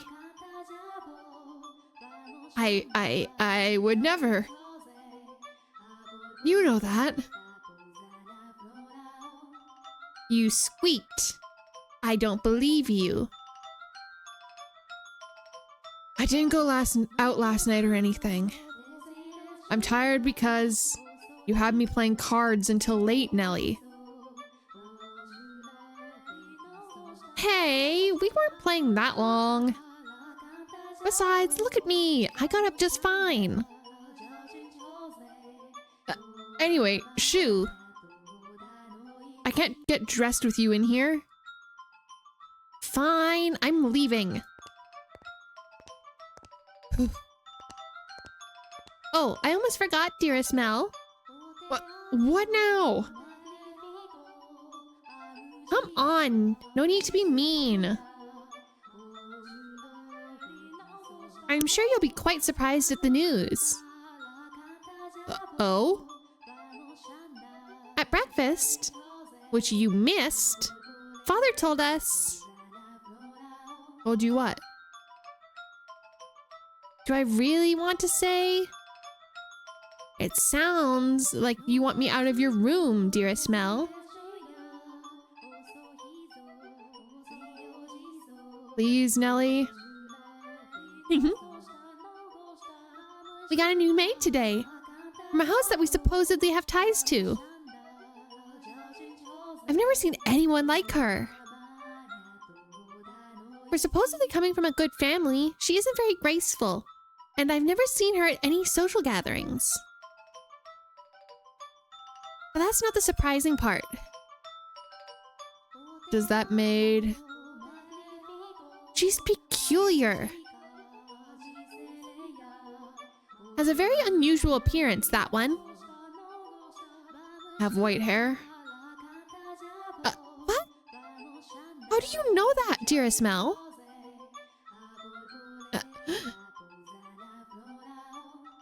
Thanks, Nelly. Hey, get back here. Oh, for goodness sake, what's gotten into him? Bah. At the time, the majority of the servants at the house were men. However, the ladies of the house all had abigails. So there were several women servants, myself included. Maids, by and large, were selected from the daughters of other esteemed families. It was, you could say, a sort of training before they entered society. The girls would serve at houses of even more powerful families than their own. And the white-haired girl Mel saw the night before was one such maid. When he heard this, Mel could not sit still any longer. Oh, I didn't think this through, did I? I don't even know where she is. I'm guessing she's probably Mother's maid? White hair. It has to be the girl from last night. But deep down, he was having difficulty believing the young woman he had seen the previous night was truly here to be a servant. And can you blame him? When he saw her, she was an absolute mess. Hardly what you would envision of a girl from class. But he did not seek her out, oh my god, I can't read. But he did not seek her out to find out whether that was true. He merely wanted to see her once more.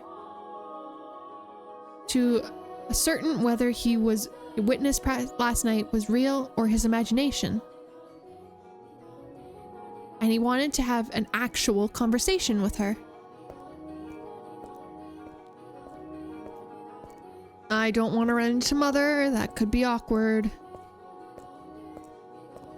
He was heading towards his mother's bedchamber, but the closer he drew, the heavier each step grew. He rounded the corner, debating whether or not to head back, and he stopped in his tracks. On occasion, wishes do come true. When Mel turned the corner, he saw her, the same girl, that same white hair.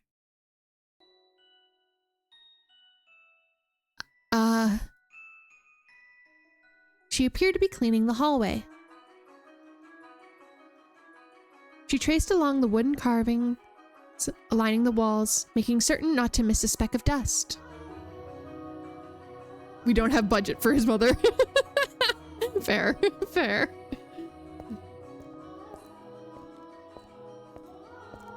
The girl wore a pristine dress, the uniform of the mansion's abigails. There was no longer any filth to obscure her beauty. Thank you for the hydrate.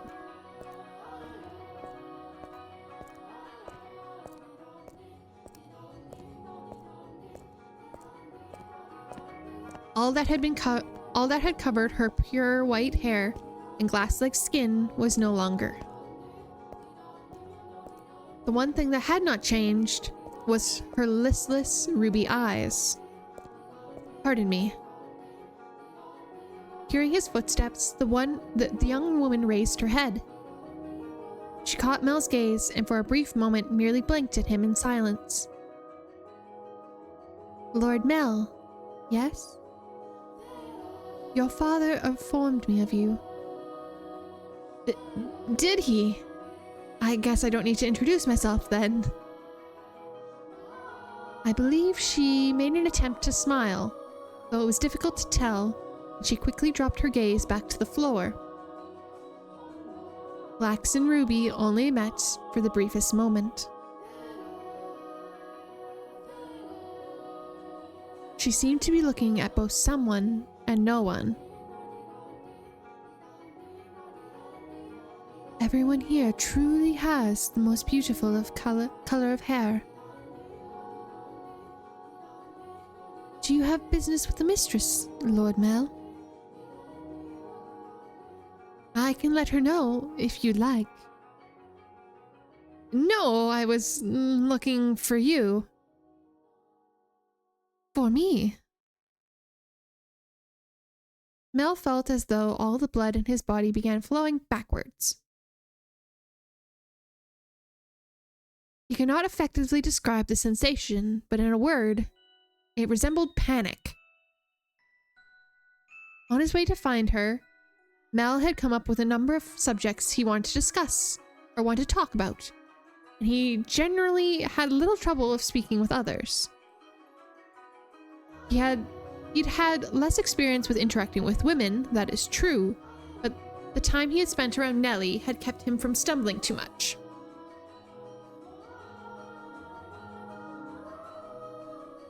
Until then. Yes, for you. Why would you be looking for me, Lord Mel? I was wondering what you were doing, how you were doing. Pardon? I'm quite fine.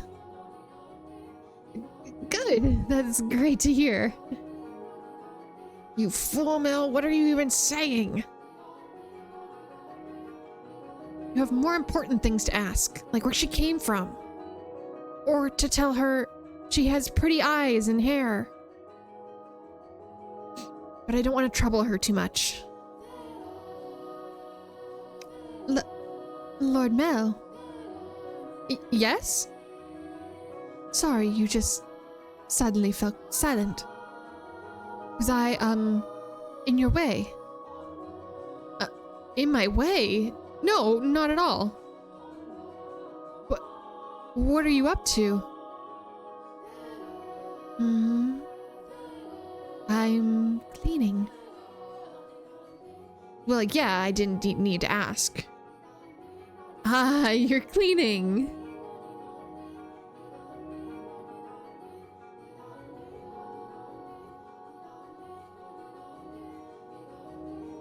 The silence, the silence.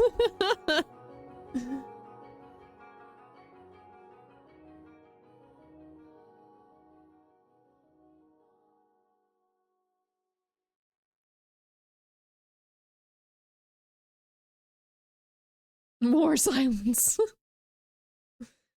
Oh, you can just let the other servants take care of the cleaning. You're one of the noble's daughters we took in, right? Then why is Mother making... No, I'm doing this because I want to.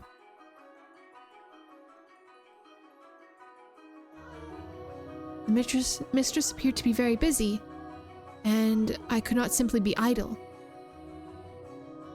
But... I enjoy cleaning. Well, if you say so. Say, yesterday. This mansion truly is a thing of beauty. So many roses in the garden, even the furnishings, has had a great deal of thought put into it.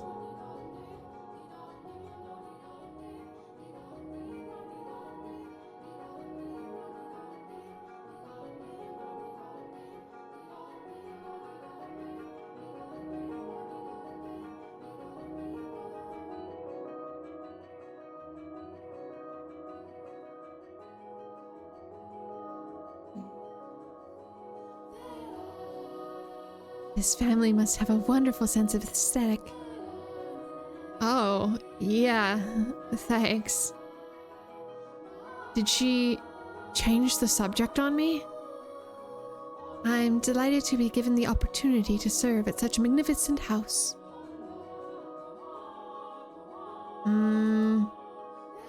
Mother and father actually had nothing to do with that. Not even the garden. That's all been around since my grandfather's time. This mansion was a complete wreck when he bought it. Oh? Was it? Yeah, frankly, I'm surprised he actually paid the money for it. The chandelier in the foyer was shattered and was only attached to it was only half attached to the ceiling. Most of the decorations on the walls were broken. I can hardly imagine. This is a marvelous, impressive house. I'm sure he'd be flattered to hear it.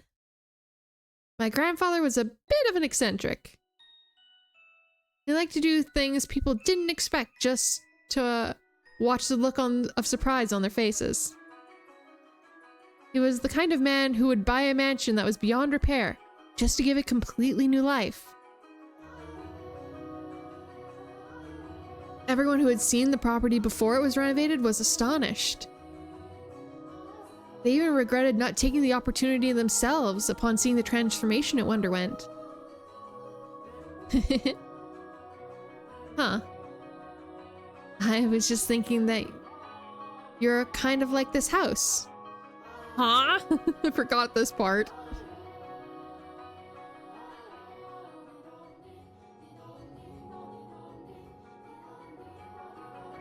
I forgot about this part.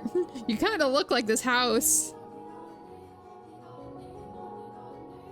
That's a new one.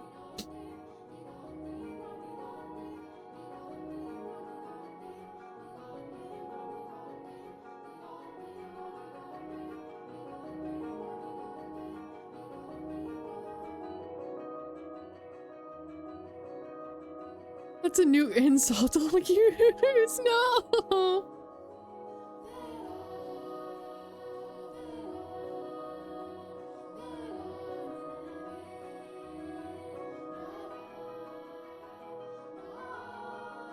Sorry, give me 2 seconds, guys.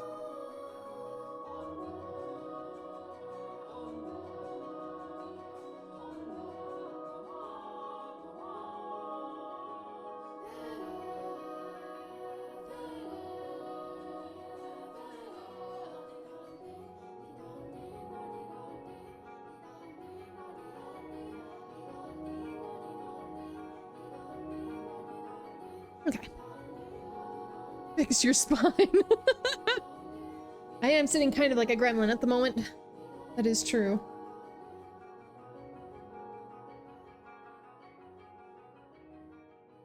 Thank you for the posture check. I was just thinking you're kind of like this house. What do you mean by that? I mean, when you first arrived. Oh, no, never mind. Forget it. She'll figure out you were peeping on her, stupid. She hasn't yet. Has she? Yes? It's nothing. The more I think about it, you and the mansion aren't really comparable. Oh. The truth is, it being a rundown mess is the only reason nobody wanted to buy the house. They say that all who dwell within this house shall be met with misfortune.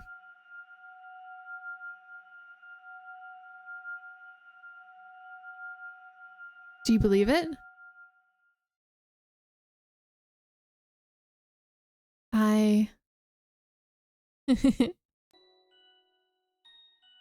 I'm just kidding. It's not actually true. Or is it? Dun dun dun. I love her shocked face. It's so soft. It's like, huh? What? It's all rumors and hearsay, embellished to make a tale more exciting. The rumors only started because of how it looked. If the mansion truly begot misfortune, then we wouldn't still be here. And it wouldn't explain how my grandfather died. You do know how he passed away, right? No. How did he?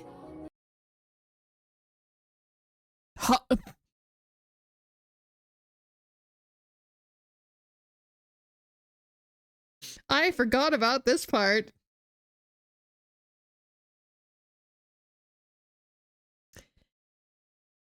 Inside a lovely lady. What? Believe it or not, that was how he died. Together with a young, beautiful woman. His time ran out while he was making love to her, they say. A rather crude way to go. Why are you smiling at this?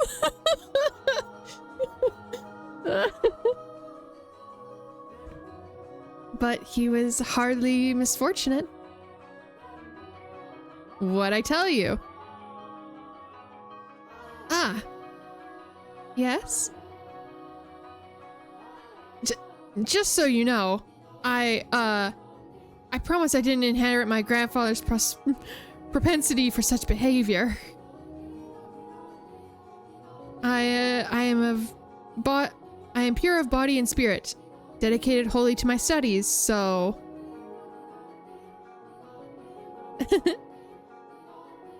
Hey, she laughed.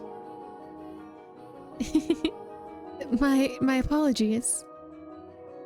No, it's fine. Anyway, we were talking about the mansion, right? I've always thought it was kind of a strange place myself. That dress you're wearing, it was found here after my grandfather bought it.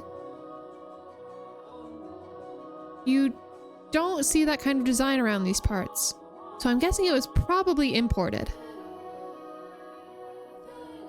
The architecture is really old-fashioned too, which must have caught my grandfather's eye. When he announced his plan to buy it, the entire family opposed his decision, but he refused to budge. Renovation upon renovation gave the mansion new life. But of all of his work, he was always most fond of the roses in the garden. He collected species from all around the world, and every time he got a new one, he would summon gardeners to arrange and grow them. It took an incredibly long time to complete.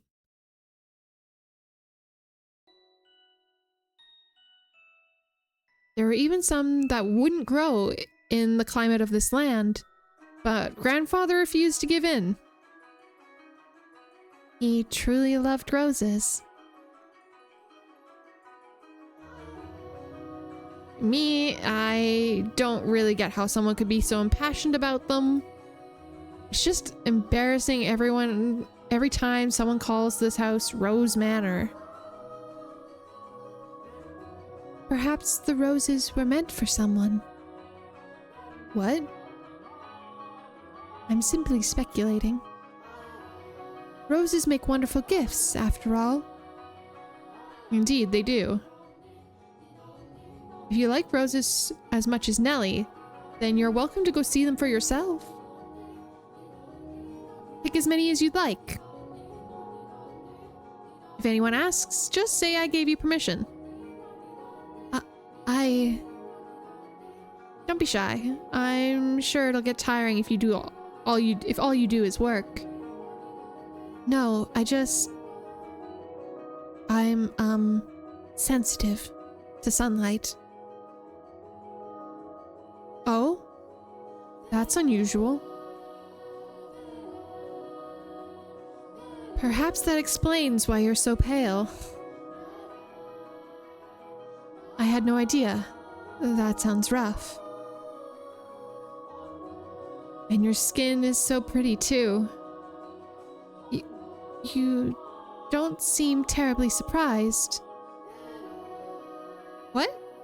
Oh no, I'm very much surprised. Or would you have preferred a more dramatic response? No, I expected you to find it disturbing. I'm sensitive to sunlight and can hardly spend any time outside. That makes me sound like some demonic creature. Huh? Oh, you worry too much. There's not a monster in this world as sweet as you.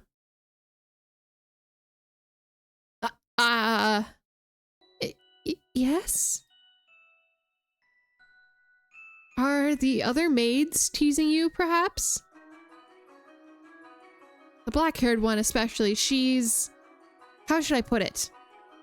A little frightening? Almost as if she has a steel heart or something. She's impenetrable. Right, she's one of Mother's maids too, isn't she? Now I'm even more worried.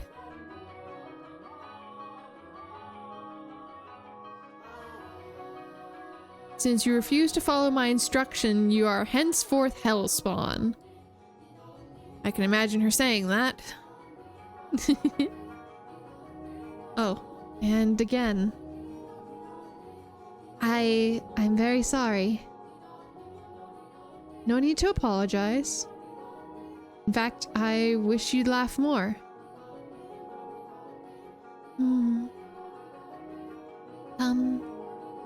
She's actually very kind to me. And everything she does with incredible precision and efficiency. She looks so young, and yet she has such skill. How long has she been here, in the mansion? Actually, she's been here for quite some time, but I don't know exactly how long. No one knows how old she is. It's kinda creepy. I've never once considered her such. Sorry, you're right. It's bad manners to speak ill of others. Either way, she still scares me. It's like there's no light in her eyes. Like her smiles are all faked. That doesn't make her any less pretty, though.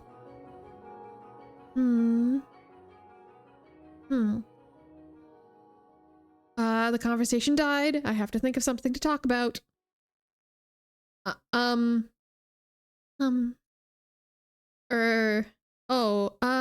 Yes? You can ask me anything.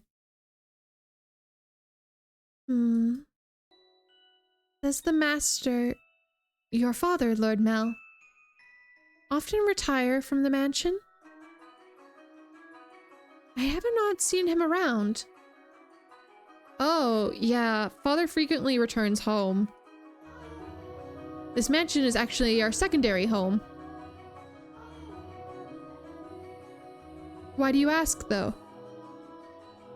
I was just curious, nothing more. Oh.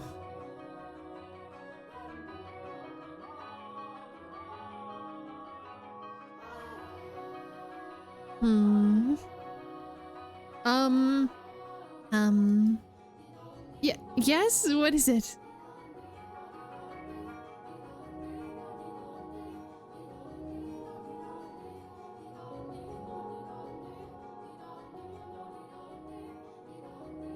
One of the maids asked to see me, so I should be on my way. If you'll excuse me. What? All right. See you later then. Goodbye. Oh, right, one moment.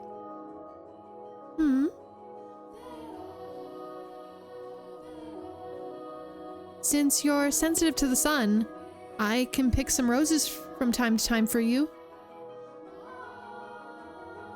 For you to decorate your room. Lord Mel. That's all. Sorry for holding you up. Why am I so bad at this?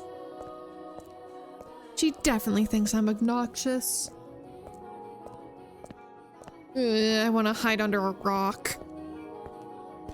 I want to reverse time and try this over again. roses are not becoming of me. He is too kind.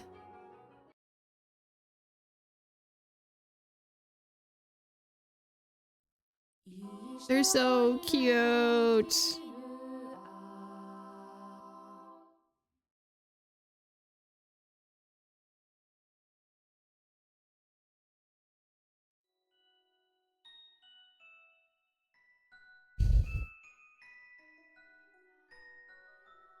Okay, I think I'm gonna do a quick little bathroom break and then we'll continue on. But make sure you all have got a snack, something to drink. And we will continue with door 1 here shortly. All right, I will be right back. Alrighty, be right back. You can listen to the music.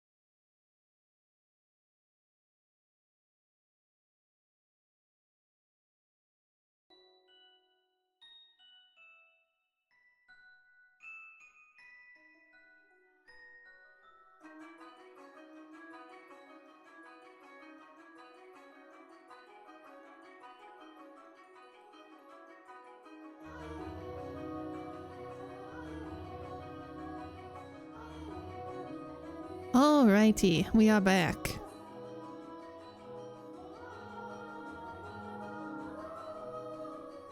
Thank you all for your patience.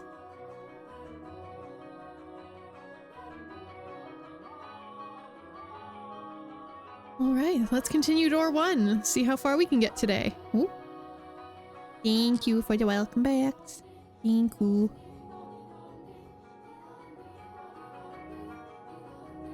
You have my thanks, Father. And I apologize for being late today. Now, there's something unusual. You not being punctual? Maybe next we'll go a whole month without rain. Do have mercy on next year's crop smell. Yeah, Tyler, go have a nap. Make sure you take care of yourself.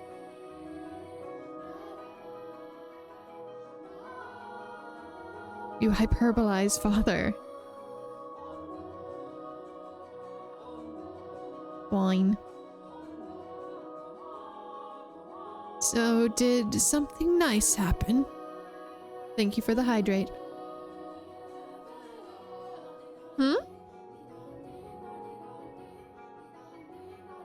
You look like you're in good spirits. Do I? No, nothing. Something did happen, didn't it? It's all over my face, isn't it? People prefer an open book to a face of stone. It should be with your channel points. So if you click the little channel points down underneath the chat box, you should have been accumulating some today.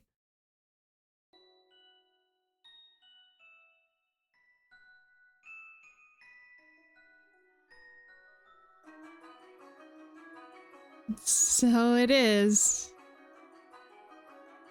People may prefer it, but it's not a good trait to have for social engagements. What? Not the kind of engagements you'll be having anyway. I'm sorry. Don't look so dejected. For now, at least, there's nothing wrong with that. So tell me, what has you in such joyous mood, Mel? You torment me so, Father. We've taken on another maid. You know how that goes, right? Someone new comes in and things get lively for a while. That excitement has gotten to me, that's all. Oh ho ho. Why are you looking at me like that? Thank you for the head pats. Thank you. No reason, no reason.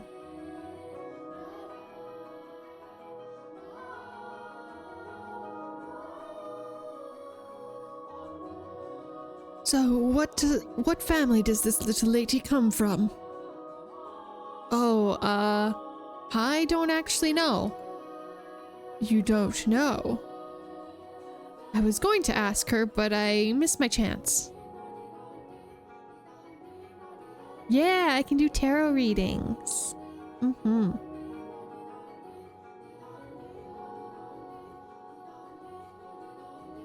Father has returned home, and I cannot speak to Mother. I see. She's caught your eye, has she?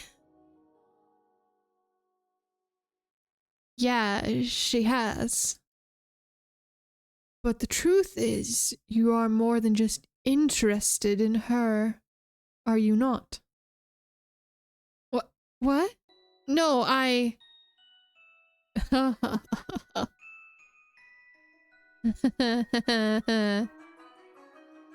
You truly do enjoy tormenting me.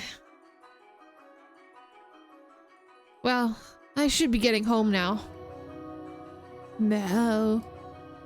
Yes? Make certain you find out where she's from.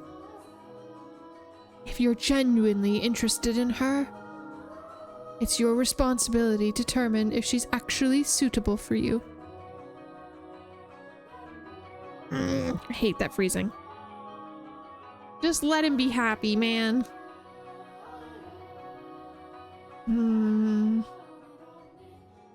Thank you, and excuse me.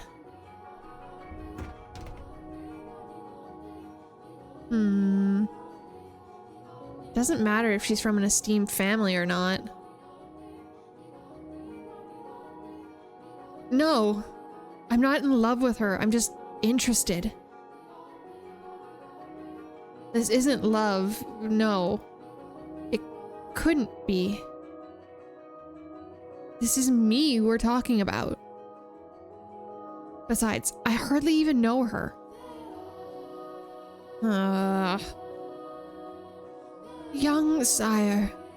Blessed young sire. Alms for the poor. It's the same beggar as before. I don't think he's moved since then. But he looks skinnier than last time. He's going to have trouble making it through the summer. I should give him something while I have the chance. Alms for the poor. Have mercy. Sorry, but this is all I can give you. Ah, thank you very much. Blessed upon your soul.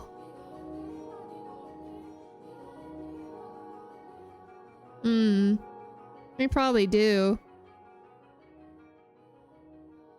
May the Lord bless your soul, young sire. Thanks. I feel bad for him, but that's just the way of the world.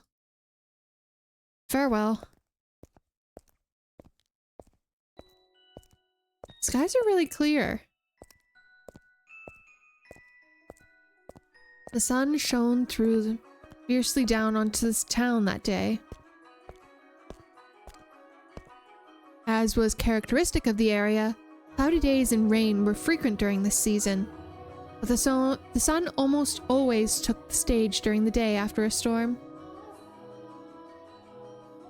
The cathedral was standing tall in the center of town, stone-paved streets cracking along with a pleasant sound of footsteps, people peering out from beneath awnings to look up at the sky. In Mel's eyes, as if they were all blessed by the divine light. However, not everyone in the same land was equally blessed. In fact, the blessed were far outnumbered by the forsaken. Even if their time would come later to be referred to as the Golden Age.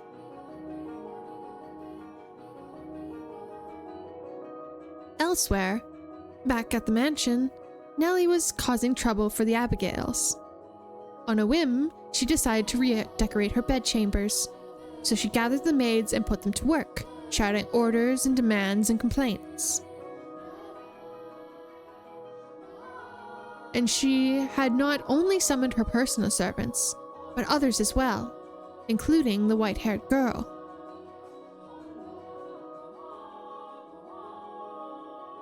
No, not like that. How many times must I tell you? The tapestry goes by the door.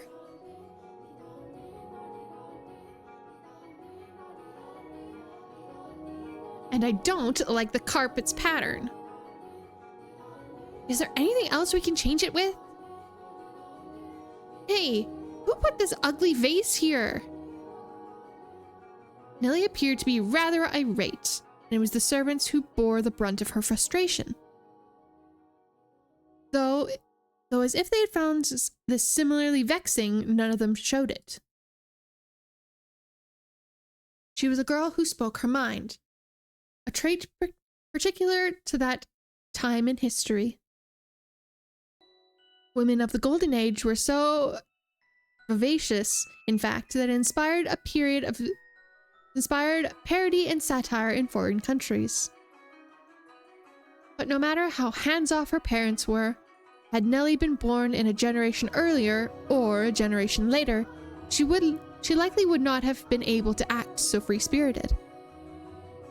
That day, however, Nellie did not seem to be her usual self. Thank you for the hydrate.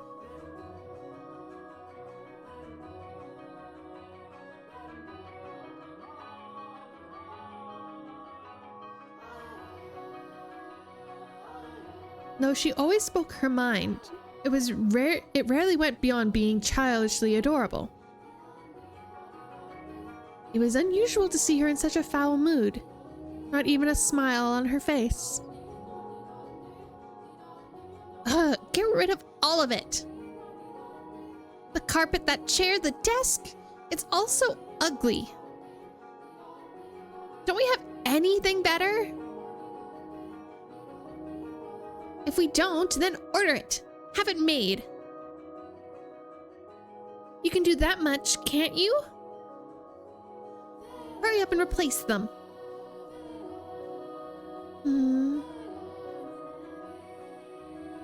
Having only arrived that morning, the white-haired girl was unsure what she was supposed to be doing, caught in the middle of a flurry of maids and fabric and furniture.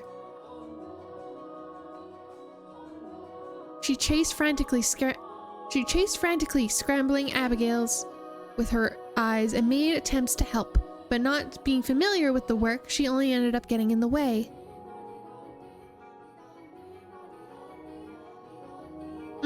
The characters are really well, like, flushed out. Like, they are, like, really well put together.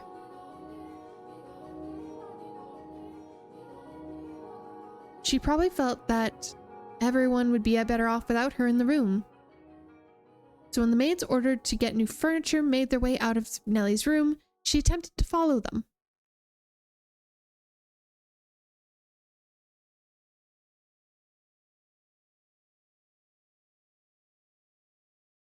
Kind of love how the narration is portraying her as just having a bad day instead of, yeah, that's true. You hold on a second. Or portraying her, yeah. Yes, you with the white hair. However, Nellie stopped her before she could take her leave. What? The white-haired girl turned back, bewildered, to find Nellie smiling at her. The corners of her mouth turned up in a self-assured grin. There was no trace of timidity or uncertainty in her demeanor. Her flaxen eyes seemed like they would look nice under the light of the sun. Almost the exact opposite of the white-haired girls. I wanted to talk to you, actually. But Mother was never one to share. I asked her to trade maids, but she wouldn't have it. Trade? You mean for... Which is why I decided to completely redecorate my room.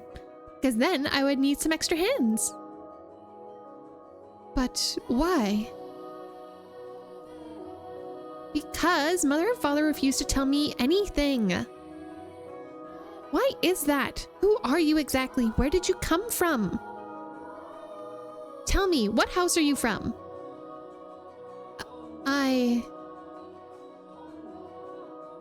Why can't you tell me? If we took you in, you must be from a fairly decent family. As a member of the Rhodes family, I have the right to know. Do I not? You can't expect me to welcome a girl into my house, into my home, who won't even tell me where she came from. I don't know anything about you. I haven't seen you at any parties.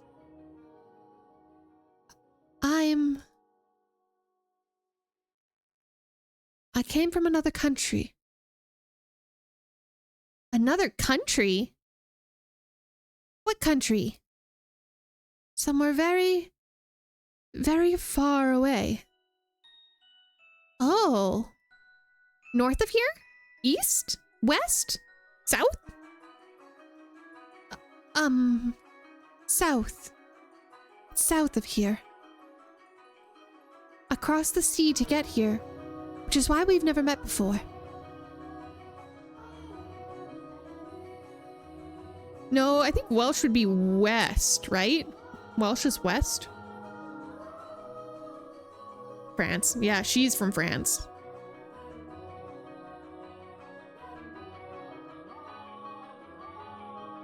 So then I should be doing more of a French accent for her. How far did you have to travel then? How many times did the sun rise, and how many stormy seas or stormy nights did you face? Innumerable nights, days and nights we sailed, heading further north. Huh. So tell me. Lady Nelly. That is the most wonderful painting. She just tried to brush me off. I won't let her get away that easy. Painting? It's in my room, so of course it's wonderful. But that one especially so. You're both so adorable. You, Lady Nelly, and Lord Mel. How old were you when this was painted? Huh? Ah, that painting. Goodness, yes, you have a good eye for art. It is magnificent, isn't it? That was done when I was 4 and Mel was 7. You see how we are standing next to each other? Holding hands? I was too young to remember it very well, but Mel looked like he was really embarrassed. But standing there like statues makes for a boring painting. Nellie explained brightly. Having completely forgotten she was pressed up against the white-haired girl, she did a little twirl, stopping to face the portrait. Though many paintings lined the walls of her room, Nellie was most fond of the one of her and her brother. 2 darling siblings, standing side by side, the other brother smiling kindly, and the younger sister sweetly tilting her head, her cheeks the color of fresh-picked apples. It was the very embodiment of their happiness. The painting lays its subjects bare, you know. Fortune and misfortune, happiness and sorrow, enshrined on a canvas for all to see. And this reflection is not merely limited to this point in time. And this reflection is not nearly limited to the point in time it was made, either. Did you know, Master, that paintings are alive? They are drawn with a brush over extended stretch of time, unlike photographs, which capture a singular moment. The two have their own individual merits, but a photograph is still, while a painting moves. Portraits reveal both the past and the present state of those they depict.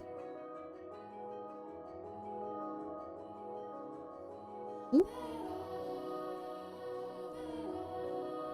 Ooh. Is it bad crackly or is it just creepy? Ooh.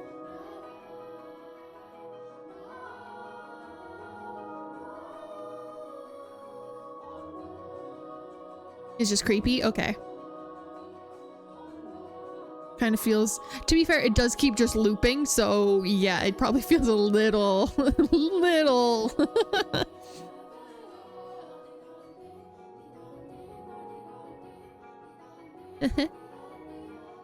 Mel and I have always been close. I would sing songs for him and he would teach me about all sorts of things. He's so smart. Nowadays, Mel hardly ever goes on walks with me, making excuses like, I'm an adult now. We used to spend a lot of time playing together in the rose garden. I see. The white-haired girl normally had difficulty smiling, but her lips naturally curled upward as Nellie reminisced. A vision of the two happy siblings had probably swelled up in her mind. And I imagine there was a faint trace of envy in her heart as well. Lady Nellie, you love Lord Mel quite deeply, I see. Yes, of course I do. Mel's smart, and he's studious, and he's incredibly kind. For my birthday, he gave me this wonderful rose necklace. The jewelry shop he got it from is famous because even the royal family makes commissions from the workshop. So he had to have it ordered in months in advance. Just for me. He's a prince. Oh? He's pretty charming, wouldn't you say? That's why I call him my prince. But you know what? Mel is a terrible dancer. And he still hasn't gotten his feet on the ground yet. So he's so bad at interacting with girls. Is it? Is it lovely enough to distract from the looping music?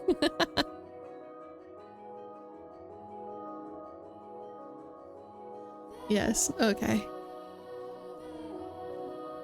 Even if I can't speak or can't read.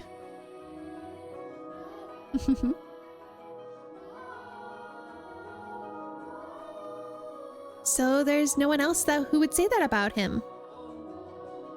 He is quite the gentleman. I assumed women would be drawn to him. Gentleman? Have you met Mel already?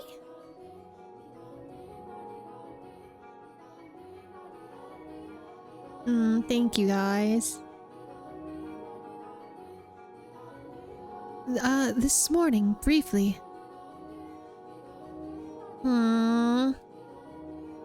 That reminds me, Mel seemed to know about her too.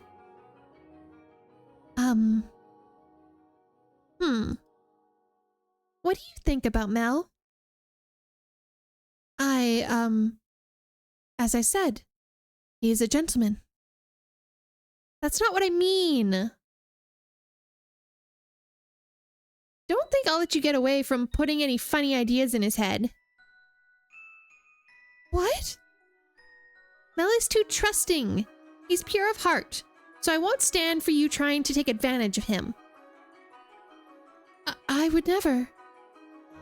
So you say, but you actually want to get close to him.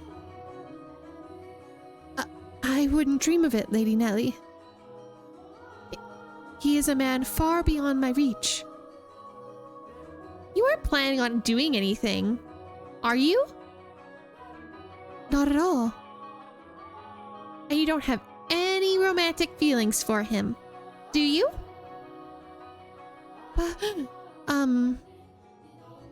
Well, do you? I have no romantic feelings for him, Lady Nellie. And you won't develop any? I will not. And with that, Nellie gave a wide, satisfied grin. Even though one has no way of knowing how another truly feels, or how they might feel in the future. You wouldn't, would you? Now that I think about it, there are plenty of other boys. You getting along with Mel is downright absurd. Indeed. But anyway, back to what we were talking about earlier, your family. I almost forgot. You haven't told me exactly where you came from, or anything about your... Lady Nellie, I've brought a new carpet. Please, just look at the embroidery. The work of a true artisan. I'm simply in love with it. Surely you will find it to your liking as well. Wow, you're right. That's a Florentine stitch, isn't it? I wonder whether someone mimicked the style, or if it was imported. Either way, great find. Let's hurry and get it laid out. Oh, and we'll have to see about the colors We'll have to see how the colors go with everything else. We have to finish redecorating quickly so I can show Mel. He'll be so surprised. What wonderful taste you have, Nellie.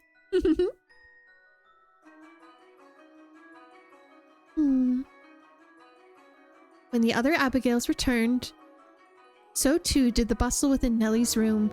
As the white-haired girl watched, a faint smile crossed her lips. Perhaps it was from relief of having escaped Nellie's inquisition.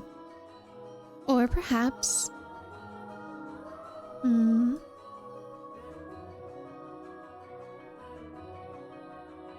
Ah, Nellie, I'm back. Did you eat something you're not supposed to, dearest Mel? You're unusually cheerful. I'm the same as always. Anyway. Never mind that, dearest Mel. Take a look at my room. I redecorated today. So that's what you've been hiding away in the house all day, huh, Nellie? How is it any different than what you were doing? You were in the church all day. I guess. I'll look at your room, I promise. But first, do you know where the new maid is?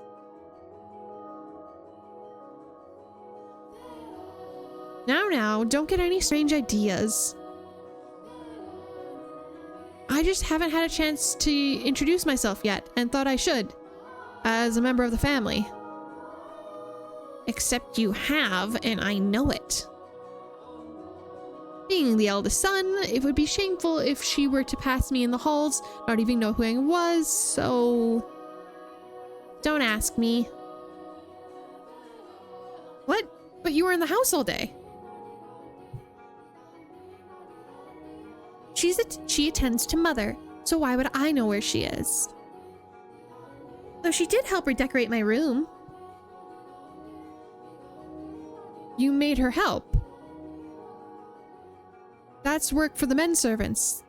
There's no reason to make the maids do it. Oh, so you're saying I should invite a bunch of men into my room? I go into your room all the time, Nellie, and you were in my bedchamber just this morning. Only one man is allowed in my bedroom, dearest Mel, and that is you. So, unless you become a servant, which I will not stand for, I will not have asked any of them to help. Oh, Nellie, you ought to be a little more what? If you're going to lecture me, I won't hear it. What am I going to do with you, my little lady? What? What? Why are you looking at me like that? We talked about you, dearest Mel. And I'm not going to tell you what she said. About me? What did she say? Please, Nellie. She said she has no romantic interest in you. What? Why did that even come up? Because we're both girls. We talk about things like what kind of boys we like and who's the most handsome. Why do you look so downtrodden, dearest Mel? You look like a sad little boy who can't get his first crush to notice him. 'Cause you kinda just did that, Nellie. You kinda just did that.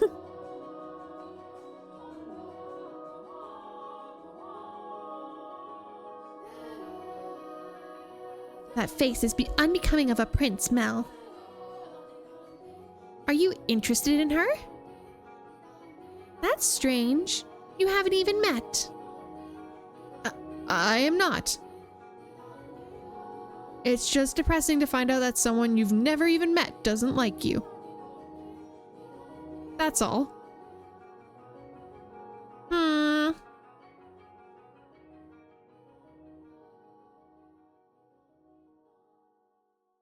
I'm sorry, miss. Had pats for you. If I'm going to make my move, I must do it soon. I don't have much time. Master of the house isn't around, so next in line would be Kim.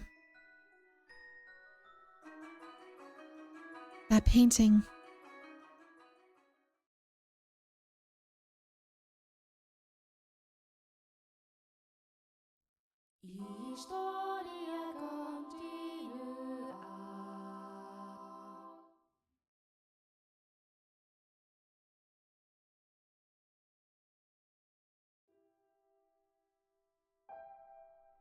Despite his near devastation by Melly's news, Mel's flaxen eyes continued to wander in hopes of catching sight of the girl.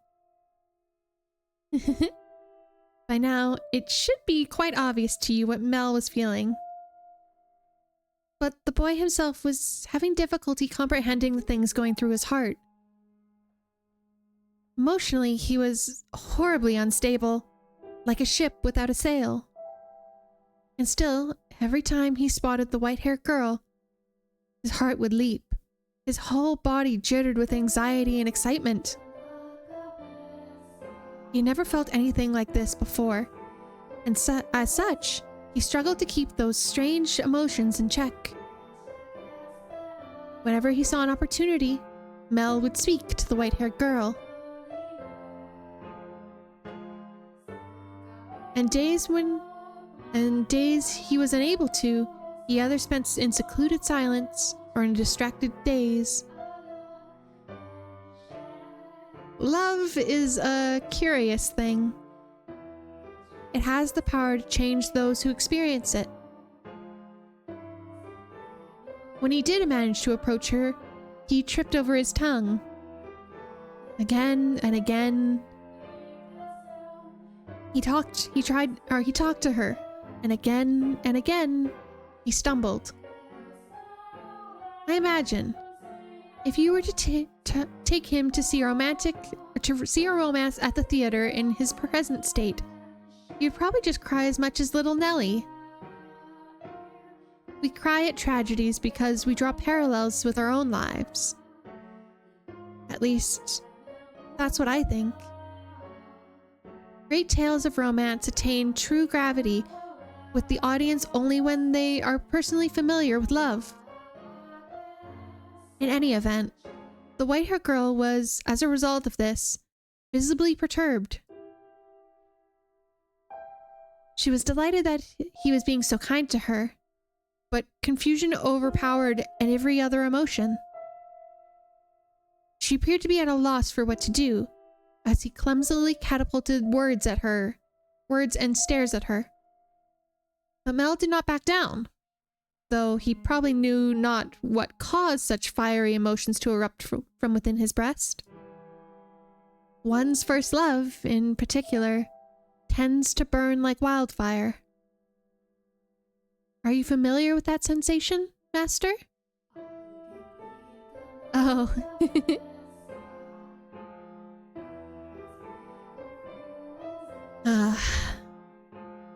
There she is. She cleaning? No, it looks like she's reading. It's now or never.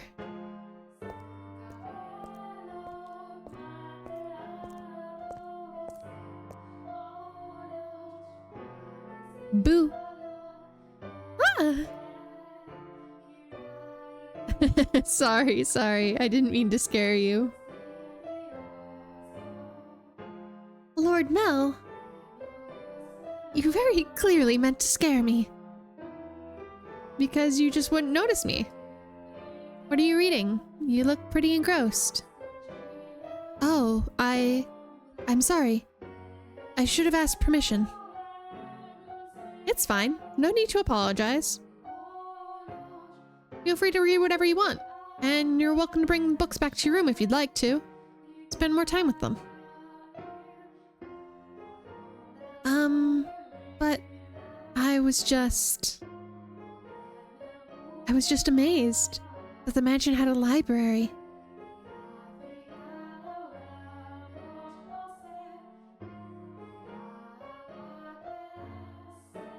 Mm-hmm. Now he has become Nelly at an early age, yeah. Or it feels like that same giddiness and excitement, right?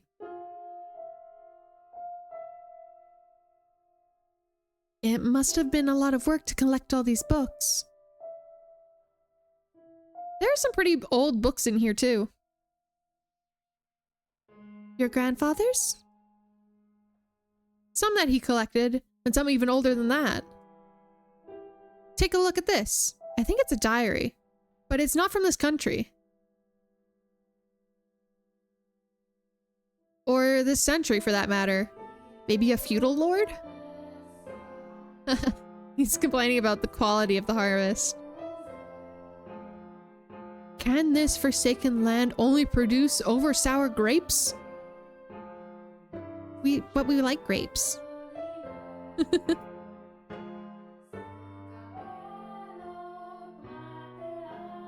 Ah, if only the largest of the Barney?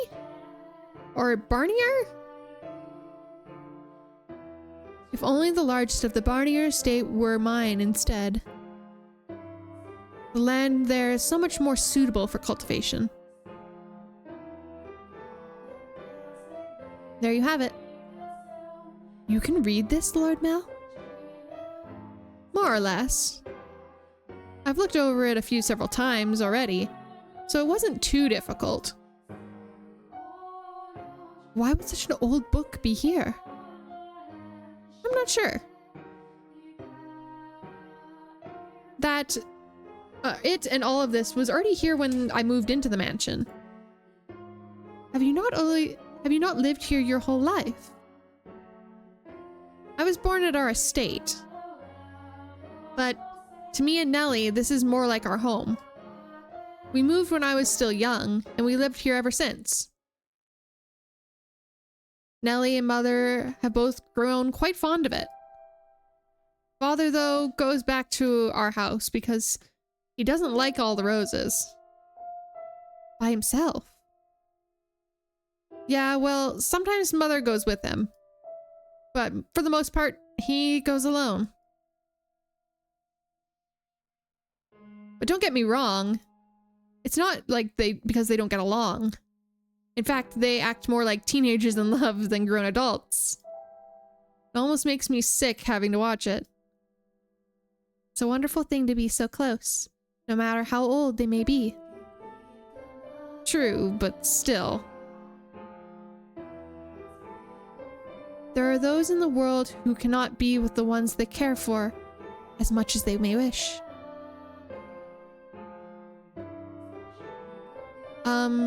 I'm sorry about that. Oh, that's right. The book. What were you reading?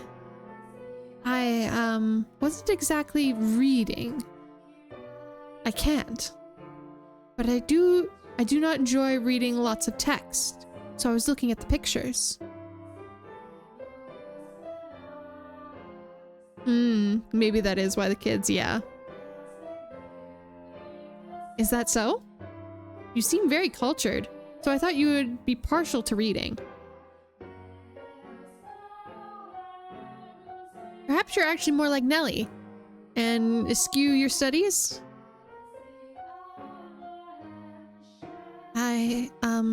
Yes. I wouldn't have guessed. But you like looking at the pictures. I do. What else do you like? What? What do you enjoy doing?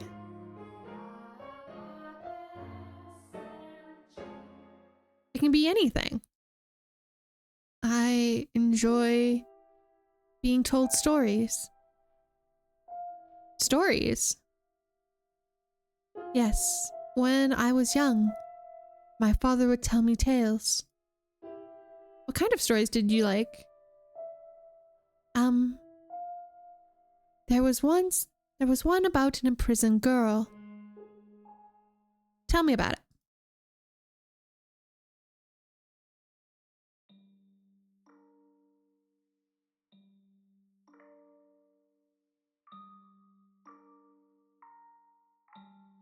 Yeah, we're about to cry, everyone. Get ready to cry.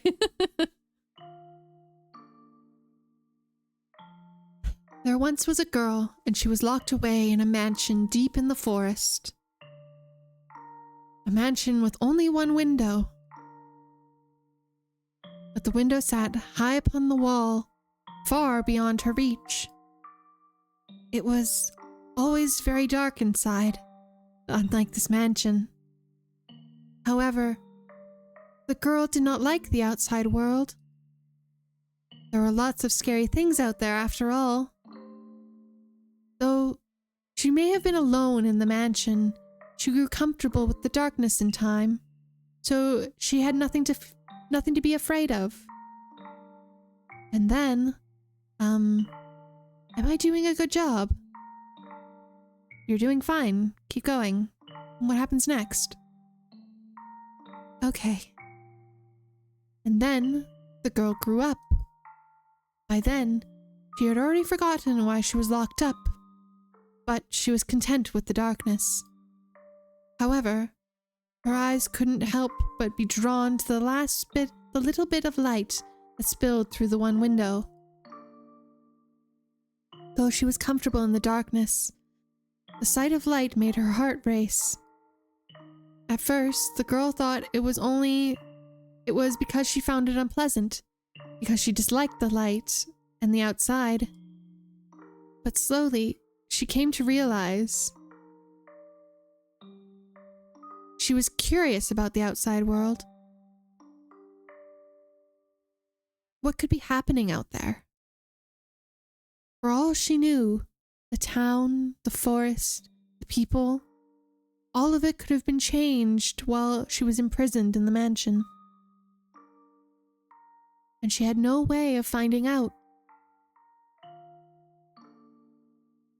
So, the girl decided to write letters and throw them out the window. What began as empty grasping it became routine, continuing for several months until she was finally ready to give up. But then, a beautiful white dove flew through the window. Tied to the dove's leg was a letter. Her heart racing, she read the words contained within. It seemed to be written by a man. The letter contained numerous questions for the girl. It also said if she attached her reply to the dove, it would bring the letter back to him. She was astonished, but she wrote back anyway, taking care not to mention where she was. After all, after having exchanged letters a number of times, the two felt close to one another, as though they had known each other for many years, despite never having met. And eventually, the man said he wanted to meet her. Indeed. The girl was unsure what to do. Should she tell him how she lived? Should she reveal where she spent her days? She was afraid if she did, he would cease to send letters to her. She was sure he believed her to be a young lady of noble blood, not a girl locked away in a house deep in the woods and deep in the forest. The girl could not bring herself to write a response. She released the dove through the window with nothing attached to its leg. And yet, it returned with another letter, written in the man's familiar hand. You must surely have a grave reason for your silence, it said. I would like to know that reason, and I would like to help you. No matter what it may be, you have my word. She deliberated. Though his letters were kind, she did not know this man. He was from the outside. Would he still treat her the same when he met her? And did she even want to step into the world beyond? What do you think she did? Wrote a letter and agreed to meet him, right? Yes, she did. The girl made up her mind. She would write a letter. As always, when she tied it to the dove's leg, it flew out the window. And for some time after that, she received no response from the man. This saddened her, but she thought it was for the best. She belonged in her own confined world, her world of darkness. But then, one day, light shone into the mansion. The sealed door had been opened, and in the doorway stood a handsome young man. "I have come for you," he said. The man was a prince from a neighboring kingdom. When the girl stepped outside, before her sat a magnificent carriage, the likes of which she had never seen before, accompanied by many servants.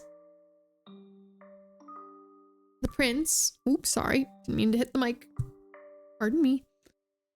The prince, as kind in the letters, swore his love to her. And the two live happily ever after.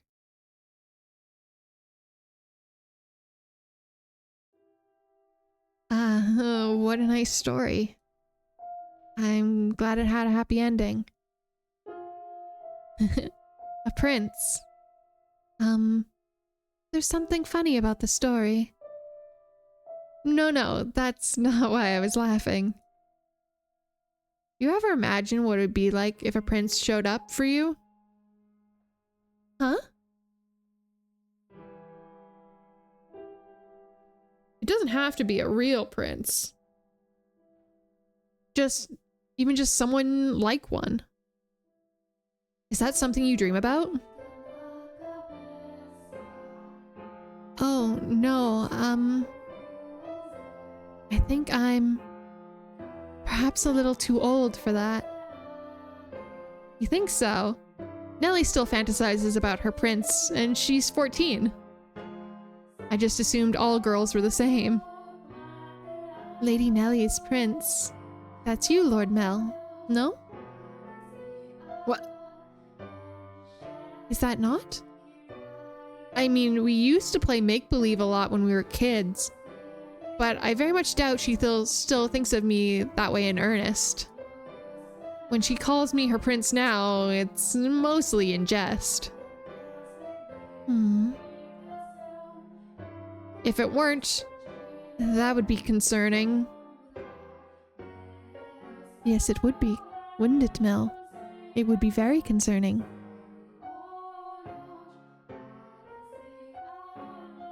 Oh. That story. Do you know if it's a regional tale, or one that's been passed down through the ages? I'm not sure. It could very well be my own father's very own creation. You might think me conceited, but I think the story might have been about me. The girl trapped in a mansion is you? You haven't been locked up anywhere before, have you? No, thankfully. I've never been locked up before. Thank goodness. But with an appearance like mine, I can sympathize with her being afraid of the outside world. I have, at times, imagined how wonderful life would be if it only were only me and my father. But the girl left the house in the end. If your father really wrote that story, then I believe it contains his hope for you to end up the same way. Oh? I don't have what it takes to be a real prince and whisk you away, but I can at least pretend. So, if it was your father's wish for you to see the outside world, then surely there's nothing wrong with you getting out and experiencing all that scenery that the world has to offer. He's doing it, chat. He's doing it. He's doing it. I want to see the outside too. Or to be more specific, other countries. So, if you'd like, we could maybe go see the distant lands together? Ah, dearest Mel, I've been looking all over for you. God damn it, Nelly. Not now. They were having a cute moment. Nelly. Look at this, dearest Mel. Mother brought me these wonderful gloves to wear on walks. The roses embroidered on the wrist are just precious. Oh my, you're right. They are beautiful. Hmm? You appear to be dizzy, Lord Mel. Are you feeling unwell? No, I'm fine. God damn it, Nelly. We were just about to have a confession.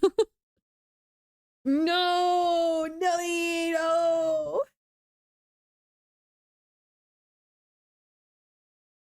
Ugh.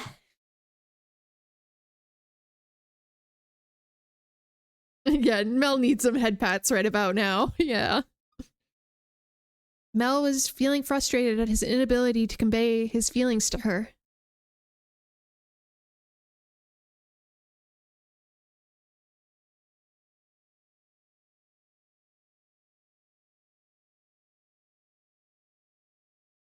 And as his frustration built up over time, he developed, I suppose you could call it, a severe case of love sickness. For several consecutive nights, he may have been afflicted with a peculiar sensation. A presence in his bedchamber.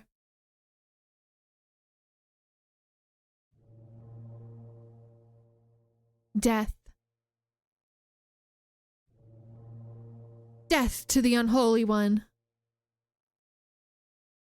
Death to the heretic. Death to the witch.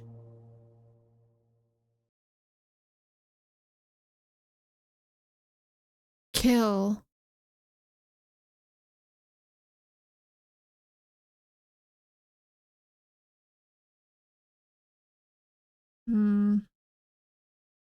She's... Why? I never wanted her to die. Was she not eating? Seal off the tower. Understood? No one finds out about this. How can you be so calm? Don't you understand what you've done? Huh. Pinning the blame on me. How nice it must be to be able to distort reality with panic. You're just as guilty as any of us. I never wanted her to die.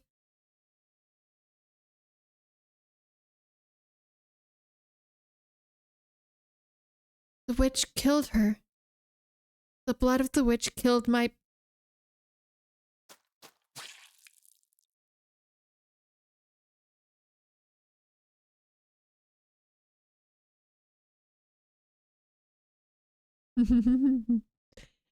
We're getting there.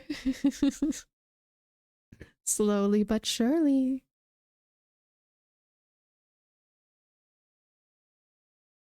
Yeah. Ah.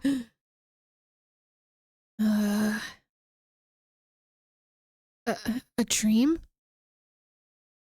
What was that dream? It was horribly unsettling.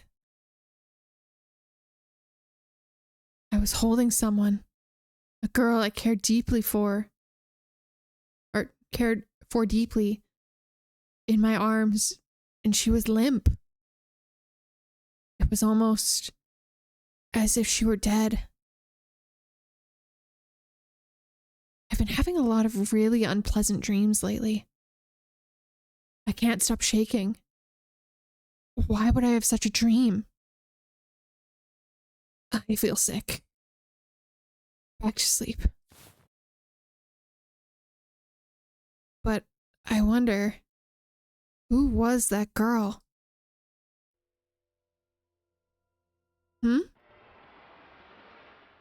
I can sense someone standing beyond my door. Is someone there? It's like they're watching me. Is it just my imagination? I can't move. What?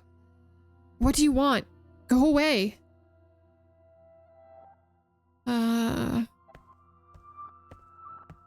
The sound. It's growing fainter.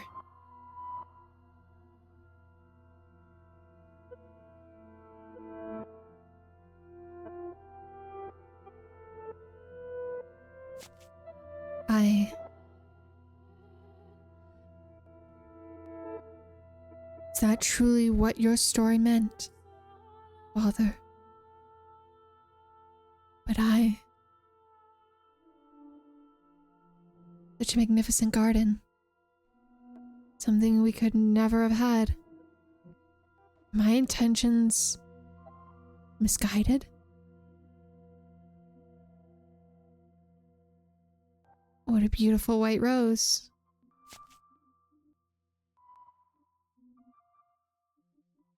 Oh, the CG is so pretty.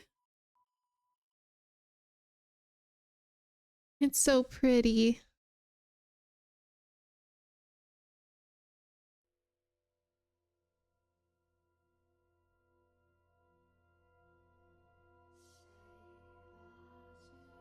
And the maid like, the maid looks more scary than the white-haired girl does, definitely.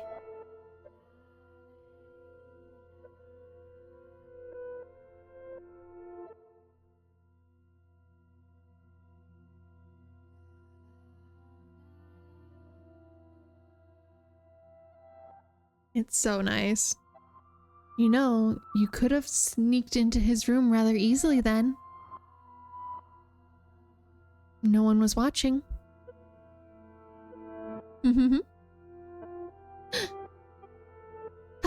How long have you... Oh, you needn't pay me any mind. I shall not condemn you, no matter what you might do. Rather, I am on your side.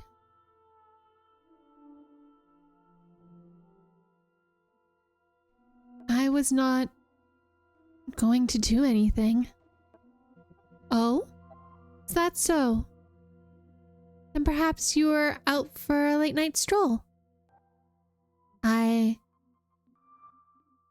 imagine you have less difficulties going outside at night. I beg your pardon. I will return to the mansion immediately. Oh yes, that reminds me. It was also the middle of the night when the grocer's servant broke into their safe. News of that spread quite far. I'm sure that you would have heard about it. Oh? Although... Oh. Was Gish... Gimashk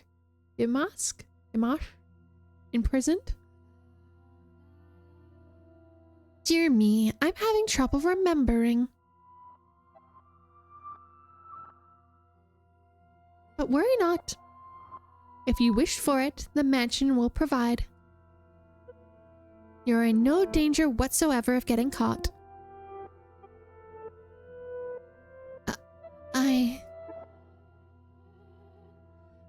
You said that a witch lives in the mansion, did you not? I did. Does that sound perhaps a bit archaic to you?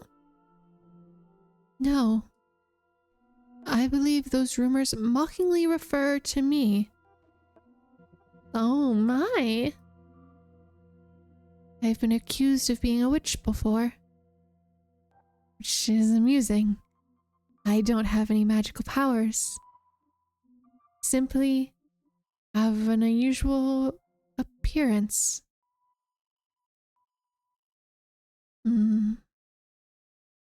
My, what a lovely shade of red.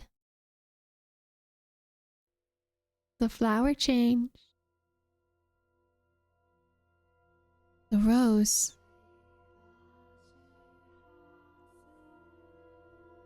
Is something the matter? This rose was white. Until I took it in my hand. Is that so? I apologize. I must sound mad.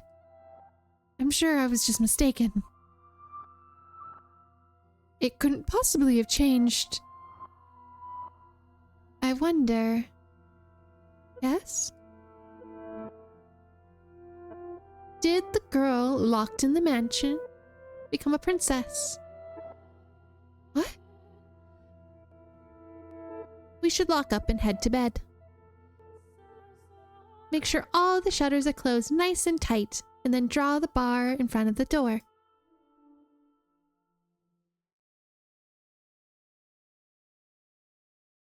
The color of the rose changed.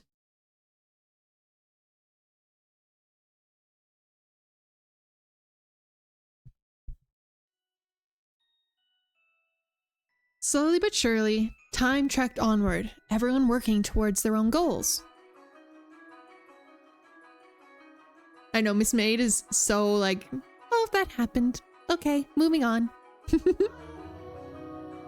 Each early summer breeze that blew through the garden was like God's hollowed breath carrying the flower's fragrance through the Rose Manor's garden, or windows, sorry. If only time could have stopped, and this beautiful era made to live on through eternity. As usual, Mel's eyes chased after the white-haired girl, and Nellie pursed her lips in frustration at him. But she was still rather docile. Even taking into account how self-centered she behaved, how fickle her temper, Nellie's fits were still no worse than a playful kitten.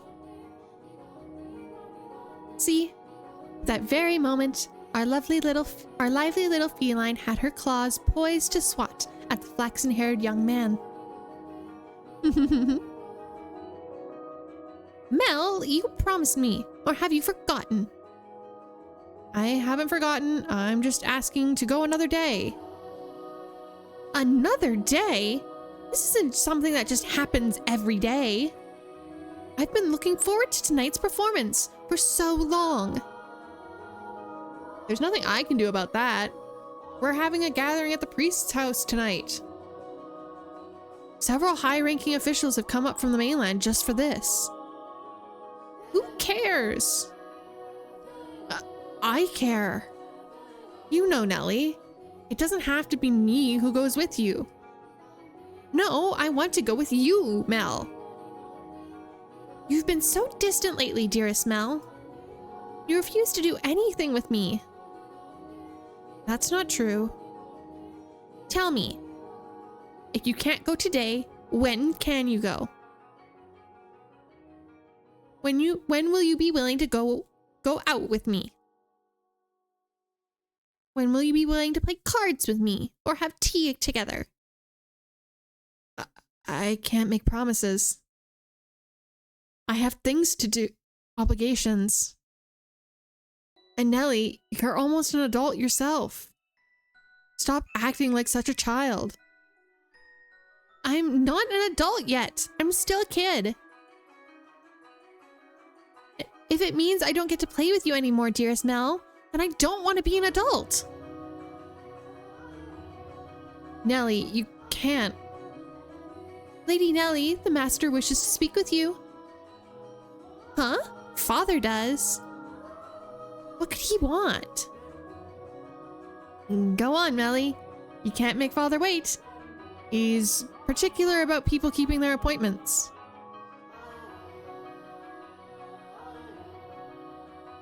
Yes, he is. Unlike you, dearest Mel.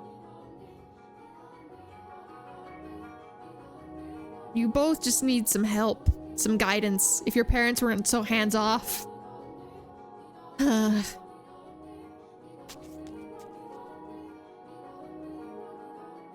What's got her in such a foul mood?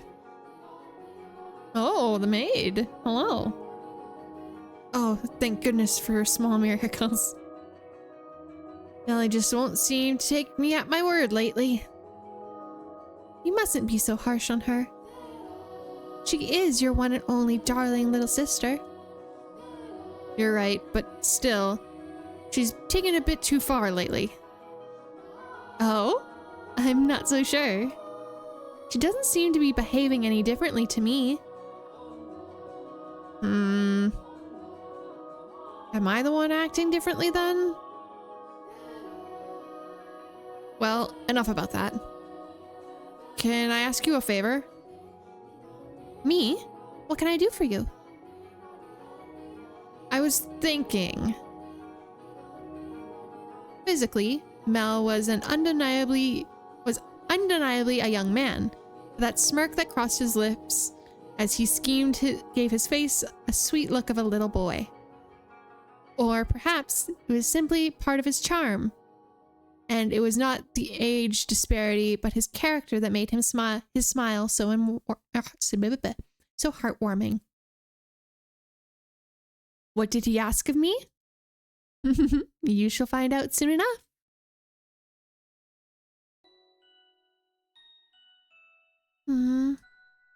It's cloudy. And thank goodness for that. Though it would be even better if it were darker out. I believe the textile shop was around the corner. Hi there. Lord Mel. Fancy meeting you here? Yeah, what a surprise. So, what do you say we take this chance and go for a little walk? Since you're sensitive to sunlight, we can keep our eyes out for shadowy areas on the way. And if you feel unwell, just let me know. My little bad.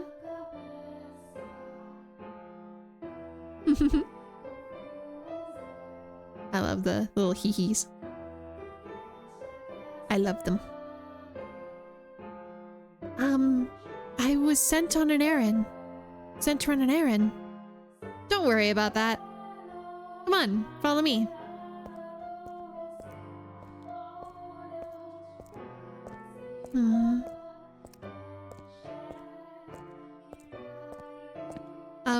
I'm sorry, it, actually wasn't an accident that we crossed paths. Huh? I planned this out ahead of time. Asked to have you sent out on a fake errand. It feels like I'm always on alert back at the mansion. Can't relax in my own house. That's actually kind of funny. I'm sorry, that was inappropriate of me. I just thought, since the sun's mostly blocked, it would be alright if... I'm feeling just fine.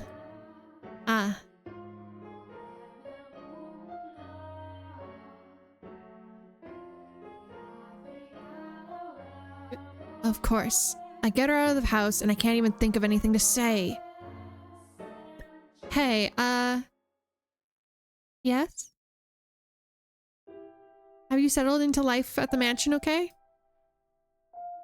I have. Everyone has been such a big help. That's good. That's good to hear. Indeed.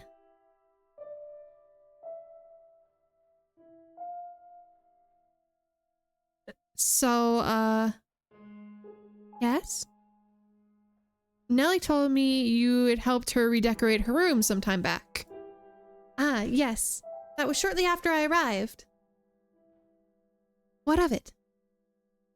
Yeah, that day, Nellie told me that you don't,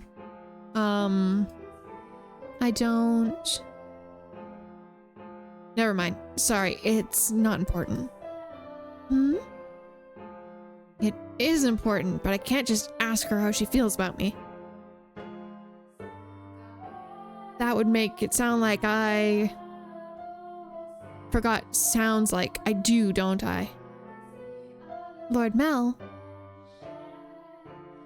Oh, sorry. I had something on my mind. It looks like it might rain again today. Weather usually gets better as summer approaches, not worse like it has been. It won't be a heavy storm, though. No? The wind is too gentle. You can tell from that. Vaguely, but yes. Huh. That's impressive. I often leave the house unprepared, only to find myself sloshing back in the rain.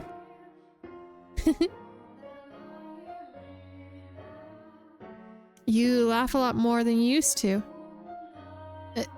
Do I? Yeah, and I like that.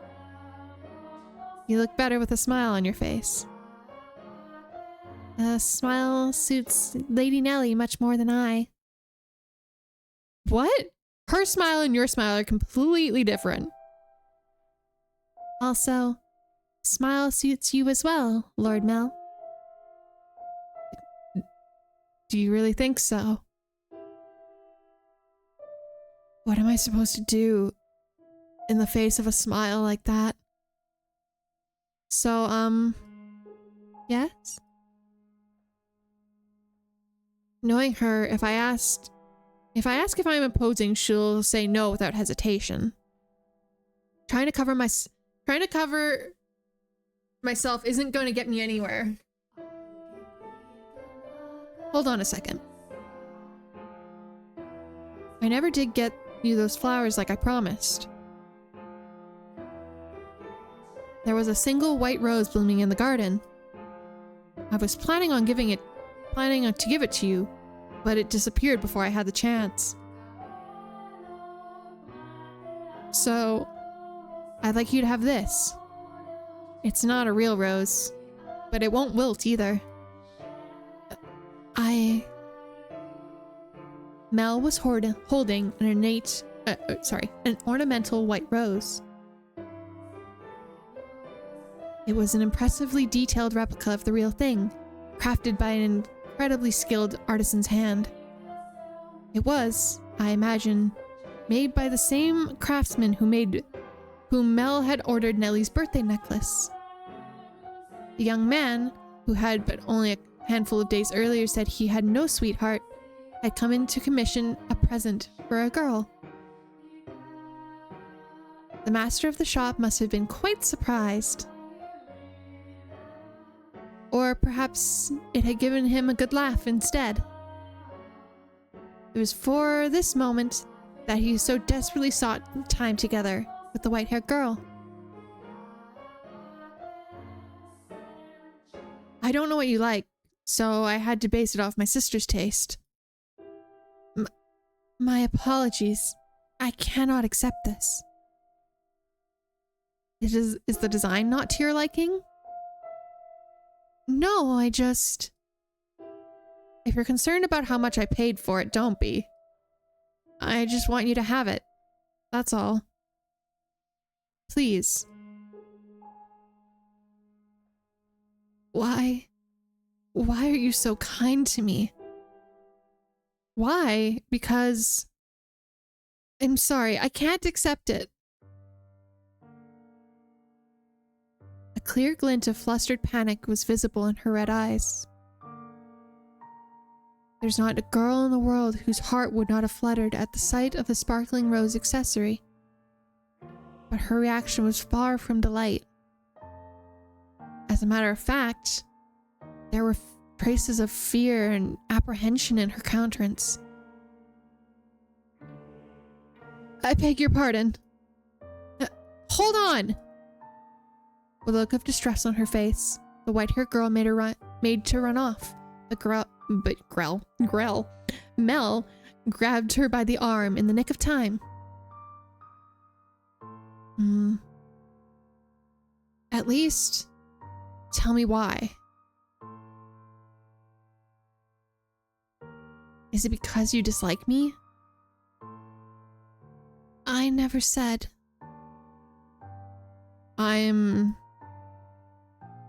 Something's wrong with me. From the day you arrived at the mansion, it's like I haven't been myself. I've been strangely aflutter ever since. Whether I try to study or whether I try to read, none of it sticks. I'm just looking at the pages of text, tracing rows of letters only for them to disappear as soon as I look away.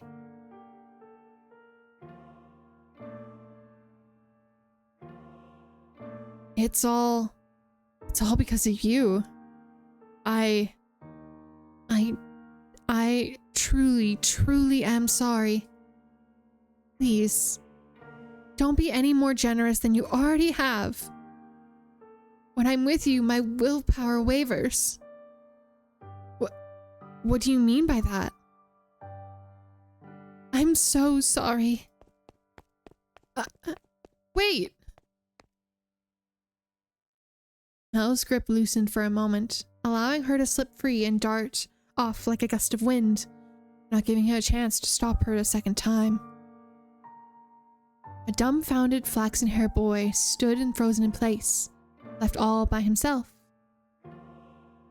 The breeze, which the white-haired girl had called gentle earlier, felt faintly chill, almost as if mocking him. It looks like she's even less fond of me than I thought. God, I'm crying. No, Mel. Mel.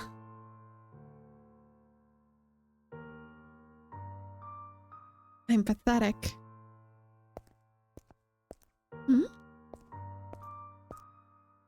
Well, if it isn't Mel, what might you be? Are you crying? I'm so pitiful. Sorry you had to see this. Think nothing of it. I passed by a girl a few moments ago. She appeared to be rather distressed as well. Did something happen between the two of you? I wasn't good enough, it seems. Not good enough. That was the new maid I was telling you about before.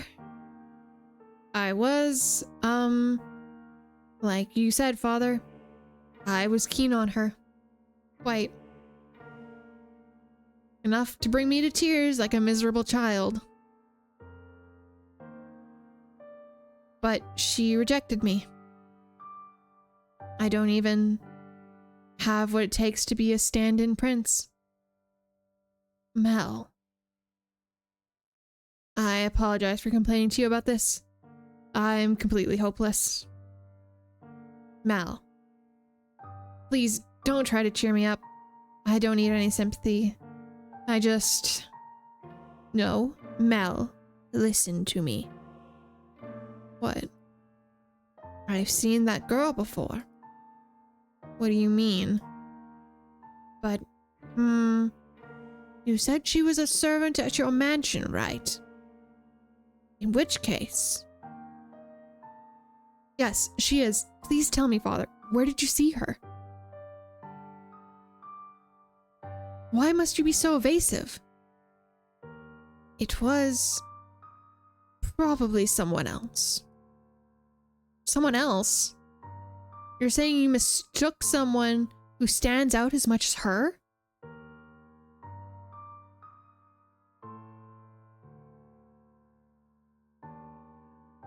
Father. She and a man who I assumed is her father made a visit to the church once.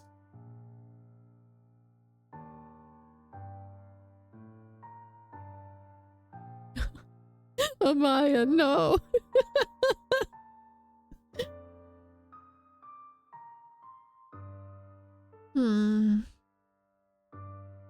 They came asking for food. Their clothes in tatters. 2 were emaciated. I don't think they were eating daily. What? Wait a minute. Are you saying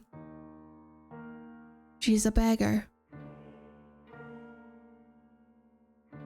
But father said she came from an esteemed house. Which is why I said I might be mistaken, Mel. She has a singular aspect, but it is possible there is another girl who looks similar. Deep down, though, the priest surely believed the opposite. So he said sternly, like a teacher to his people. But you must be absolutely certain, Mel. Understood?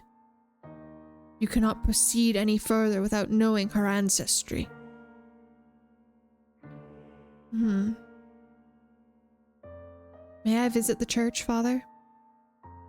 By all means. In the back of Mel's mind, a vision of the night of the storm, the night the white-haired girl arrived to the mansion, was surely replaying. She'd been wearing little more than rags and covered in grime. Hardly the appearance of a respectable young lady of class.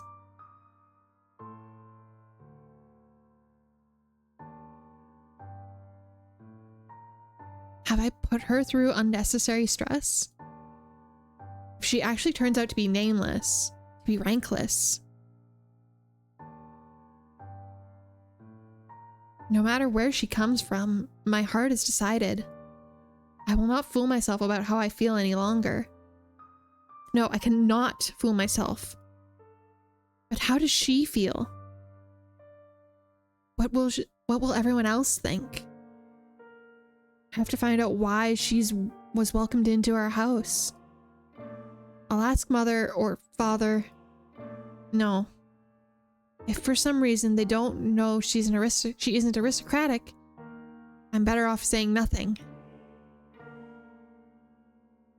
But if they don't, then does that mean she's been lying to us? To them? I have to find out. This time, I must get answers. No, absolutely not. You come back and the first thing you say is that? I hate you, Father. I will not stand for this.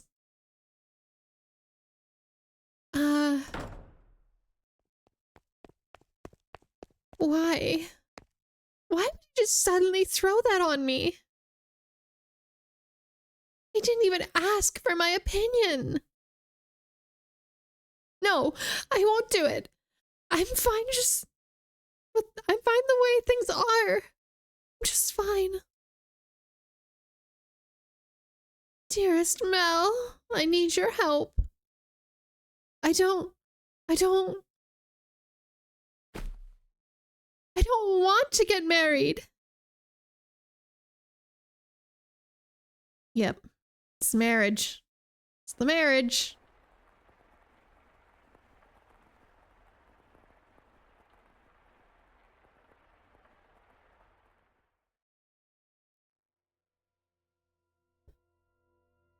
Oh, the ominous music's back. This may seem sudden, but I must confess I made a grave mistake. My transgression is that I am unable to completely predict where this path we're traveling led. My hands were full dealing with my immediate day-to-day tasks, so I could do not but pray that there was happiness waiting in the future. Happiness for everyone who lived within Rose Manor. But I am but a mere maid. There are limits to what I am allowed to do. And furthermore, it is not my place to offer her my hand. Roads, such as the one we are following, have a way of diverging with little warning. And if you do not turn the wheel exactly at those sudden forks, you may end up suddenly somewhere horribly off course. I was well aware of that fact. Which is why I thought that what I did was best. It's happening again. I made sure the door was closed, but I can sense someone standing there. Someone watching me. Footsteps. They're looking down at me? I want to open my eyes, but I can't do it. Curses.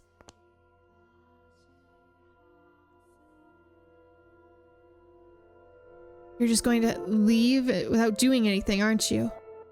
Then hurry up and get out of here. Free me from this torture. Huh?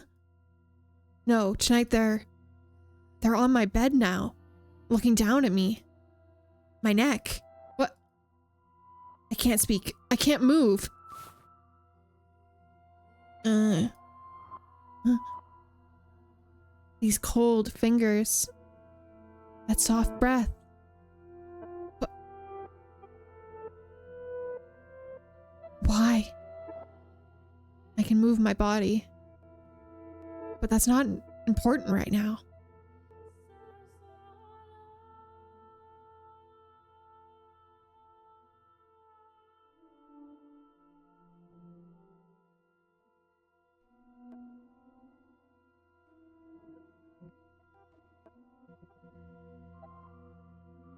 Okay, now we're getting here.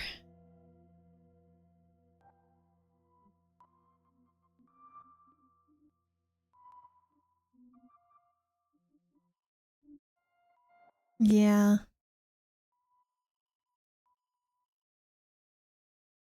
Also, I should save. I realize I have not been saving. Oops. Oops. Okay. We ready for sadness?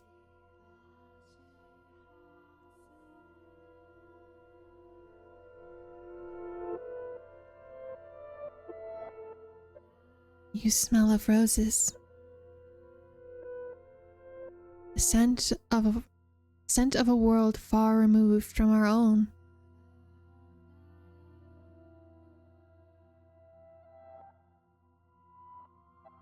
He made to gasp at the sight before him, only to realize he could not. Pressure of her cold fingertips wrapped around his throat robbed him almost entirely of the ability to breathe. Why? He silently mouthed the word, for that moment at least. Her melancholic ruby eyes were focused wholly on the flaxen-haired young man. In them glowed a faint flicker of willpower, and a continuously burdening agitation that roused her to action. I told you to stop being so kind to me. Why? It'll all be over soon. Please don't make any noise. Why? To put to the end to this family. You are my only... Why are you shaking? What? Upon hearing Mel's words, the strength drained from her slender fingers. He had not been questioning why she would do such a thing. There was, of course, a trace of bewilderment visible in his eyes, but he did not shout, nor did he tremble in fear. He instead expressed concern for the young woman who looked like a concerned rabbit. A cornered rabbit. I am not shaking. You are. I can see it. As he slowly regained his breath, Mel's voice too grew clearer. Conversely, the red-eyed girls grew progressively more faint and raspy. You are not doing this because you genuinely want to. There is some other reason. This is what I desire. Have you been to my room before? You have. I'm sorry. Well, I'll be damned. Tell me, why are you shaking? You're not putting any pressure on my neck. Why haven't you run? Because I cannot fathom why you would do this, so I'm not afraid. Do you hate me so deeply you want me dead? Do you despise me to the point of being willing to take my life with your own hands? Oh, no, I don't. See? Like I said, there's another reason. If it isn't because you detest me, then tell me, why is it? I am sorry. I will leave your room now. I will do my best to not bother you any further, so please forget anything ever happened. Oh, thank you so much for the sub. I appreciate that, Umgak. Thank you. I hope you're doing well.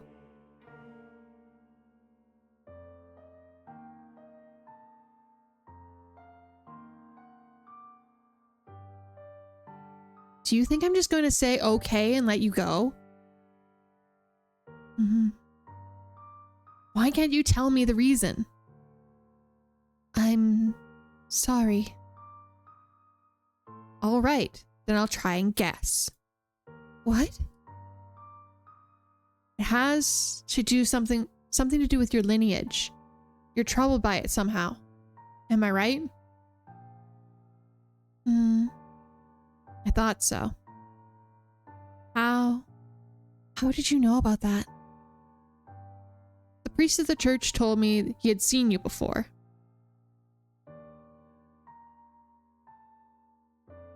Oh, thank you so much. I really appreciate that, Umgak.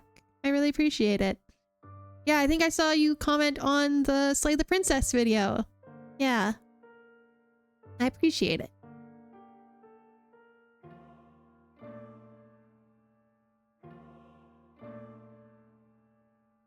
You have joined us at a very tense moment, unfortunately.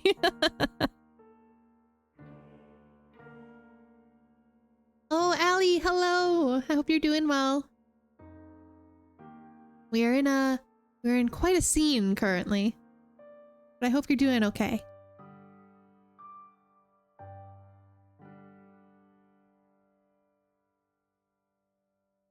He also told me, a little bit about your origin. But that's all I know. Only difference between us is social rank. I don't know what would cause you to do this. Please, tell me who you really are. Tell me why you came to the mansion, and why Father allowed you to be a maid. I haven't said anything to Mother or Father. If you are hiding the truth from them, they still don't know. But I want to know. I won't get mad at you or have you punished. I'll even swear to God if you'd like. I want to be the prince that whisks you away. I want to be like the prince who rescued the girl from the dark mansion and showed her the world. I know I'm not that dependable, but I want to help you.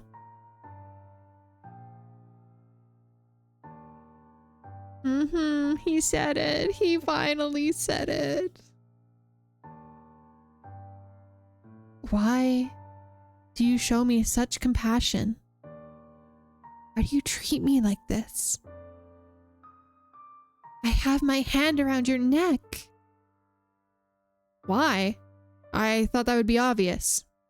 Or have I not expressed myself well enough? I love you.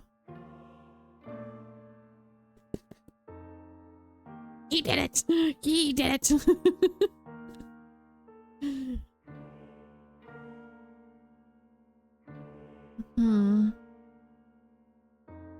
Every time you push away, it crushes me. I didn't even know my heart could feel such distress. If you dislike me, don't even want to be with me, well then, I'll just have to live with that. As much as it may hurt. But if you have some other reason, some weight on your shoulders that you can't share with anyone else, tell me. I want to help you. There are other options. Things we can do about your... No, that's not it. Huh? I've tried to hate you so many times. So yes, there's more to it than just social status. But I can't do it. I couldn't make myself do it. Do what, you mean? I had so many chances, but I can't do anything. She spoke in a stifled voice, as if every word had to fight to escape her lips.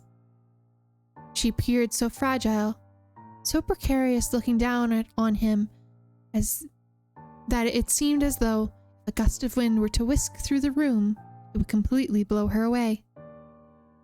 Her pale fingers were still trembling, like she had tried to squeeze them again and failed. However, her hand did not pull away from his still slender neck. Her hand is so cold. He did not challenge her, but it simply kept his eyes fixed on hers, as if carefully watching to see what she would do next. I'll say it as many times as I must. I love you. And I wouldn't be able to accept losing you without knowing anything. So please, tell me the reason. I'll see that you're taken care of. Those are the words of a man of means, Lord Mel. Of someone blessed enough to have pity for others. You are a foolish young man. You know nothing. But the greatest fool of all is myself. If you agree to punish me, I will talk. Tell me. Her long white hair and his flaxen hair touched. For just the briefest of moments, it appeared in the darkness as if they were fused together. The white-haired girl, having finally gathered the courage, began to slowly tell her tale. On the night of the storm, I paid a visit to Rose Manor, this mansion. My father and I were always on the move, traveling across the land by foot, so it was only recently that we heard the rumors of Rose Manor. There were several reasons we couldn't stay in one place. First is my unusual appearance. People often find the color of my skin or eyes disconcerting. So after living in one place for long enough, unsettling rumors began to spread, forcing me to leave. Another reason was my father's line of work. He painted pictures for a living. But he had trouble finding a patron, so he had to work day to day. When he was no longer able to find work in a city, we'd move. We were birds that migrated without a flock. When we arrived at this town, my father was exhausted and weak. That was when we learned of Rose Manor and the family that dwelled within. Rhodes is a family, or sorry, Rhodes is a name my father could never forget. He was, long ago, a painter in service of the Rhodes family. Hold on. Your father was an artist here? Yes. It was before I was born, so you probably don't remember, Lord Mel. So you knew about us before you came here. For as long as I can remember, I've known the name Rhodes. My father was chased from your house. Just because they didn't like something he painted.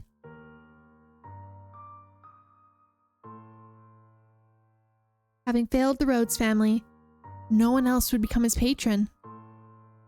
Just as a good reputation spreads, so too does a bad one.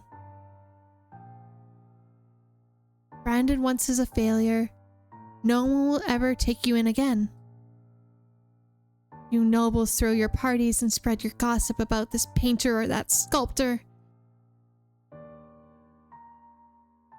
The rose you tried to give me is an example of that. It was certainly crafted with skill, but the jeweler is only known because some aristocrat spoke highly of him. My father's paintings were no less skillful. His was a talent that could not easily be imitated. But no one was willing to separate the art from the artist. The Rhodes family stole everything from my father.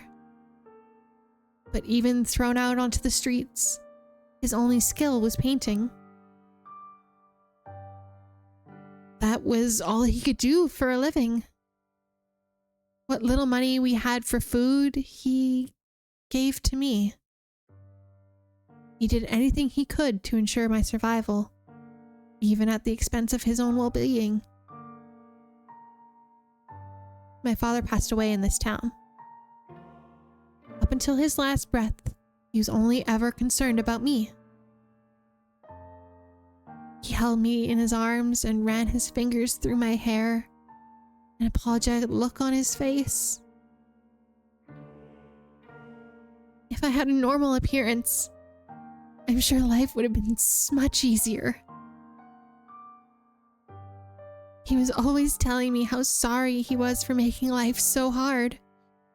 Even though it's not his fault I look like this. I disdain the Rhodes family for putting my father through such hardship. I imagine you were still living in decadence, acting as like nothing ever happened. No, you wouldn't even care about the fate of one simple painter. Our lives meant nothing to you. And so, I sought to bring misfortune upon you. And that's why you tried to kill me. In truth, I wanted to take the master's life, but your father spends so much time outside the mansion. And so, you're right. If they lost me, it would put my family in a difficult position. That is the whole of my tale. You now know about my father and how I feel about you. Having told you of the blackness in my heart, I cannot go on living like nothing has changed. Please give me punishment. Why? Why would you have me put the one I love through any more misery? I am not fit for your affection. Not only because I'm not aristocratic, but because every time I spoke with you, I did so holding this darkness in my heart. Does that not unnerve you? In the end, it was my family's actions that caused you so much suffering. Would that your father still were alive, perhaps I could have done something. I'm sorry. And besides, you hesitated. You didn't actually kill me. What am I even to punish you for? As you said, you had countless opportunities, but you couldn't bring yourself to do it. Tell me, why couldn't you kill me?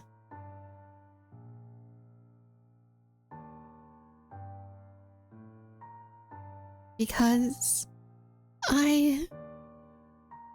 if it is because I have given you enough reason, have even the slightest bit of interest in me, nothing was as I envisioned it. What? I assumed the residents of Rose Manor would be cold, people who believed that wealth and rank mattered above all. But on the night of the storm, the mistress was the first to extend her hand to me. I arrived at the mansion disguised as a beggar. Actually, disguised is not the right word, as many nights I only survived off the generosity of others. The mistress didn't even send me away when she saw me. Quite the opposite. She took me in as a servant. So that was Mother's doing. I could scarcely believe she would invite a stranger into her home. That she would treat a stranger with such compassion. Though, I thought perhaps she knew who my father was. But I had never met any of you before. So she must simply be a kind-hearted woman. And the mistress continued to treat me with kindness, despite my disquieting appearance and the darkness in my heart. In time, I began to grow less and less sure of myself. Was what I meant to do truly right? Were the things I felt truly justified? But it was a certain fact that my father was here and that he'd been chased out. So I decided I should take your life, to put an end to everything before I wavered any further.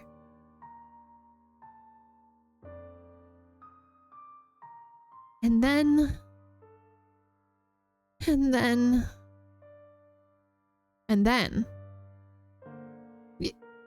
you were too kind to me.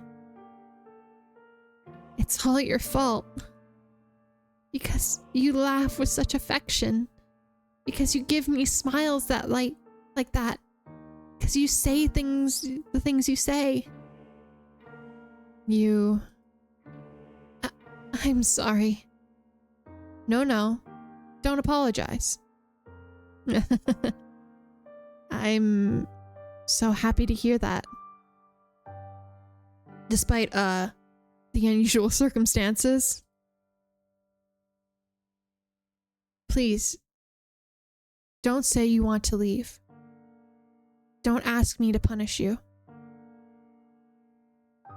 I couldn't do anything for your father, but at least allow me to do something for the daughter he cared so deeply for, or care for so dearly. You are far too kind-hearted. I'll be happier with you around. You can become a real aristocrat. Huh? There are families that would be willing to adopt you. Especially knowing it would bring them ties to the Rhodes family in the near future. Are you saying, as long as you're okay with it, of course. I don't understand. How can you possibly say that? I have my hand around your neck even as we speak. It seems reasonable enough to me. I'm desperately looking for some way to not have to lose you. I couldn't. I don't know any etiquette or social customs. How could I? You can learn all of that. You're pretty and naturally graceful. You'll do just fine.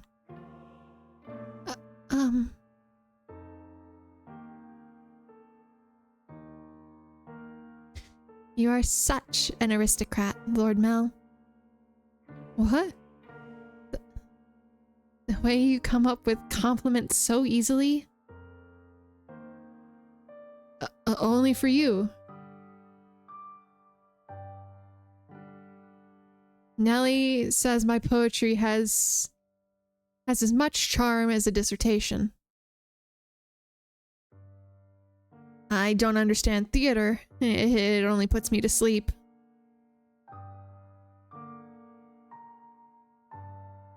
Good morning, Marky. Welcome in. You have joined at a very tense moment. So but I hope you're doing well.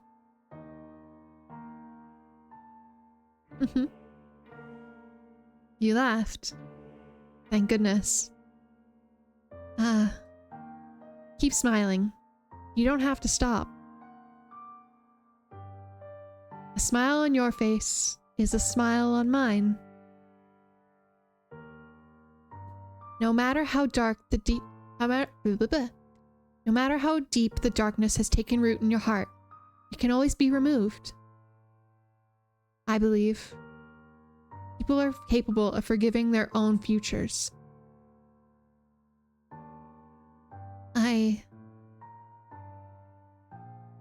What do you say we go to the theater sometime? I promise I won't sleep through it. At the private theater, we can get seats at the very far end on the second floor, so we don't have to stand. They would have pretty lavish seats, and would give you a chance to experience the novel life. But please don't be shy. I can have clothes prepared for you. I'll ask one of the maids who can keep a secret. Say the one with the black hair. She kind of scares me though. I don't know what I'm supposed to say. How could you show such compassion for me? I tried to inflict harm upon you. Am I allowed to feel such joy? For every day you've suffered, a day of happiness. That is how it has to be. So stand by my side. He softly whispered the girl's name. For several long moments, her lips trembled in trepidation, but in time, she squeezed them together and made a faint smile. He wrapped his arms around her unbelievably slender frail frame, holding her tight in an affectionate embrace. Mel approached me the next day. He explained to me the course of events, and he asked me to dress her up more beautifully than any other noble girl could ever be.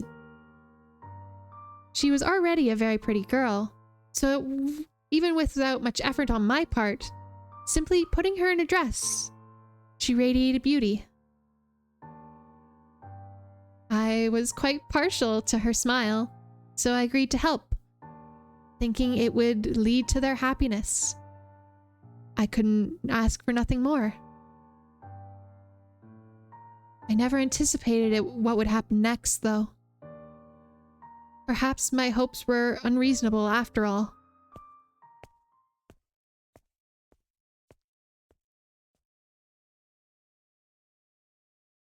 Dun dun dun.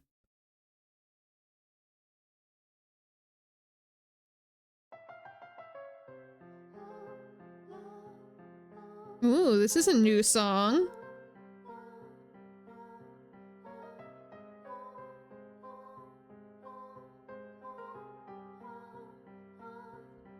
Ooh, we're with Nellie this time. Oh, and she's with Arthur. Oh, that's who she's got set up to be married to, huh?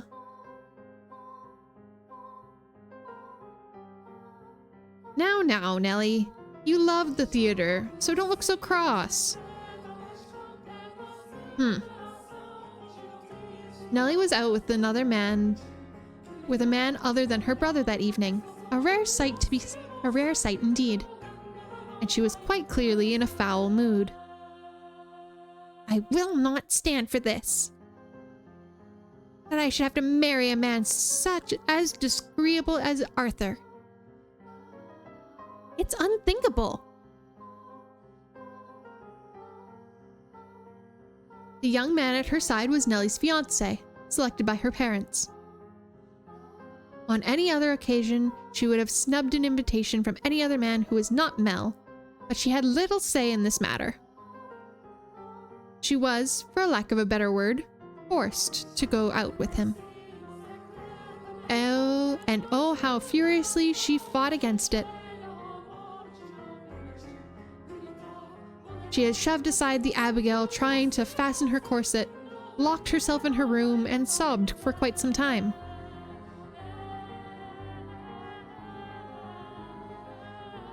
It was required the combined efforts of several of us to get her ready and out the door for her date. Come now, you should have at least pretend you're enjoying yourself. Or do you want people to think we don't get along? Do we get along? Well, I want to, for what it's worth. What it's worth to you is my name, not me. Are you really gonna be like that? I went out of my way to take you to your favorite play. Least you could do is be a little kinder to me. What's it called again? Romeo and Juliet? I think it's been running for 6 or 7 years now. A family like yours or mine could have paid to have a brand new script written. So why would we... Oh, sorry. So why should we have to see an old play in a theater full of commoners? It may be private, but even so... I'd rather just have a show put on in my estate. Stop talking already. Why should I? Wish I have to marry someone like you. I have absolutely no desire to marry you. Whatever it takes, I will put a stop to this. I will talk with my father as many times as I must. Please don't make us such a scene. It's shameful. There are people around. Remember, you represent your family. Besides, our families are hardly strangers to one another. Try as you might, I doubt you can get rid of me. No matter what you say, you can't break this engagement. You don't... Your parents gave you too much freedom, and look what a spoiled little girl you became because of it. Goodness, you're gonna be quite the handful. Oh, get off your high horse. No, you're the one on the high horse, Nellie. You are going to be my wife. You could at least put some effort into liking me.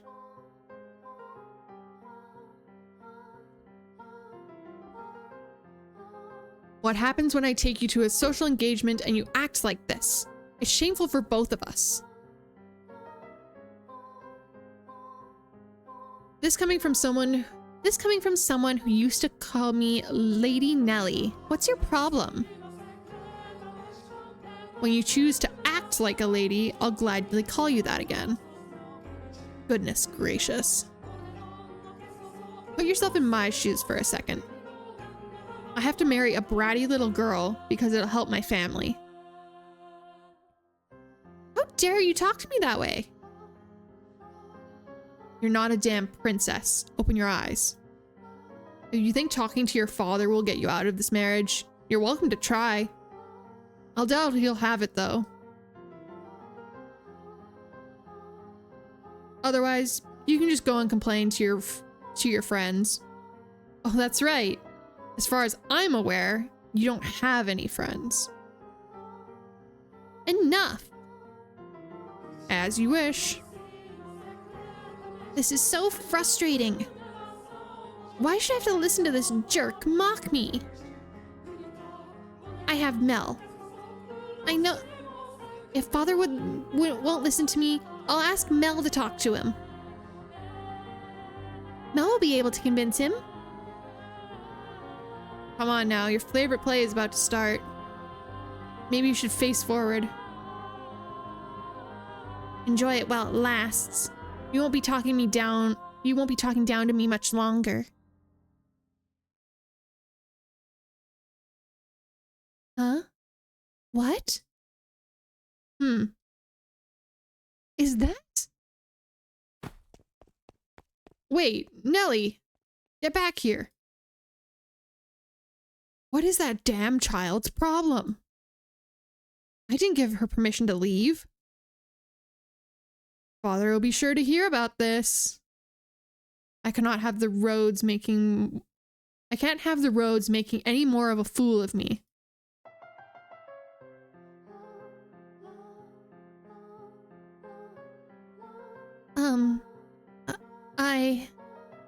You're fine. Don't be shy.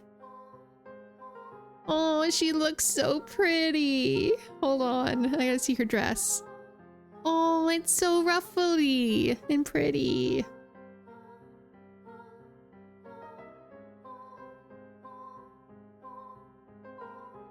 Although I don't know if I would have chosen yellow for her, but sure, why not? I guess it's more so to fit the timing, the time era, the golden age, with it being more of this yellowy warm tone and matching more Mel.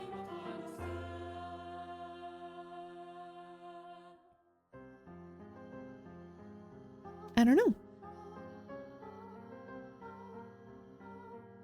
But so many people are looking at me. That's because you're gorgeous. No, it's because I look strange. I assure you that's not the case. It is true you have an unusual appearance. But right now, the unique color of your hair, your skin, and your eyes all serve to accentuate your beauty. You sound like a prince, Lord Mel. You think so? I mean, I did say I'd be a stand-in prince for you, but I think you are a wonderful prince, not just a stand-in. Which makes you my princess, then. I don't... Oh, you're supposed to say, yes, I am there. You're gonna make me sad.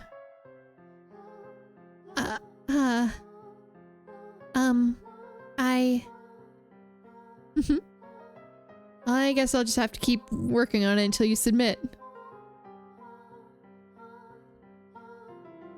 Oh, hey, the play's about to start. What am I supposed to be doing? Nothing in particular. Just sit back and enjoy the show. Oh, but there is one thing. Yes? If I start dozing off, could you maybe wake me up?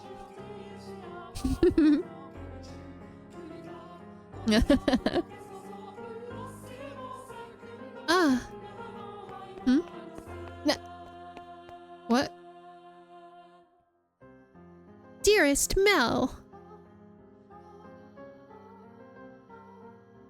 Nelly? Dearest Mel, why are you... What are you doing here? I asked her to join me. It's nothing to get worked up over. It is. It absolutely is. How many times did I ask you to come with me and you wouldn't? You don't even like the theater, dearest Mel. And you brought her? You're right. I'm not especially fond of plays, but I wanted her to be able to see one. Why are you making such a big deal out of this, Nellie? She's not suitable for you. What? She isn't good enough for you. Why would you choose her? She's creepy and you have no idea where she came from. Don't talk about her like that, Nellie. But you don't even know who her family is. I do. What? Lord Mel. It's fine. You can just stay quiet. Like the other maid, she comes from a respectable house. I looked into it. However, circumstances prevent me from telling you what house that is. No, you're lying. That can't be. She doesn't act like a lady. She lacks etiquette. She probably can't even dance. Neither can your brother, so it's fine. You expect me to believe someone like her is from a good house? Enough already, Nellie. Mel yelled at me. You have my word. You don't have to worry about her. So please, stay out of this, Melly. It isn't any of your business if I spend time with her, is it? But dearest Mel... You need to stop hanging all over me, Nellie. And find someone for... Wait. What are you doing at the theater? Are you here alone? Oh, yes, dearest Mel, about that. I have a favor to ask you. I've been waiting to tell you about this ever since yesterday, but I haven't seen you at all. Settle down, Nellie. What is it? Father had me engaged without consulting me. He picked Arthur, that disagreeable little... Oh, right. I already knew. What? I heard it from Father. That reminds me. You didn't show up at breakfast this morning. I see now. It was because your engagement. Dearest Mel. Is that who you're with today? In that case, you should get back to him, rather than waste any more of your time with us. You knew I didn't want to get married, Mel. So why? Why didn't you talk Father out of it? Because it's your time, Nellie? If there's someone you'd rather be with, then, well, you can try persuading Father, but... You're the only prince for me, dearest Mel. And a prince always grants his princess's wishes. Doesn't he? I just want you to say you'll do that for me, dearest Mel. Lady Nellie. You stay out of this. It's all your fault. It's all because you showed up and played your little tricks on him. I warned you about this rat, dearest Mel. She's not suitable for... I told you I've had enough already. Oh, I forgot that was a thing. Yeah, so if anyone is currently here and has not taken a look, I do have a prompt for the trigger warnings for this game. It's just a It is it's a command you can look at if you are unaware of this game. But yes, there are some heavy themes. Hold on one second. My light is going out.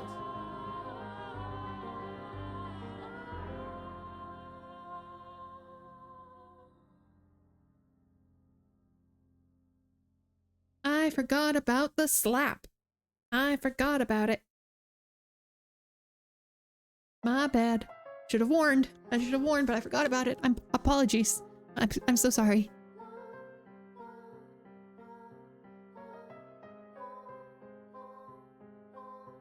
How much longer are you going to continue acting like a child? I can deal with you being a spoiled little girl, but how dare you be so derisive to someone else? Mel, hit me. Lord Mel. Go on. The show's about to start. People are giving us dirty looks. Return to your betrothed now. I will apologize to him afterwards as well. You said you'd always be by my side. Oh, thank you so much for the follow. I really appreciate it. Thank you, thank you.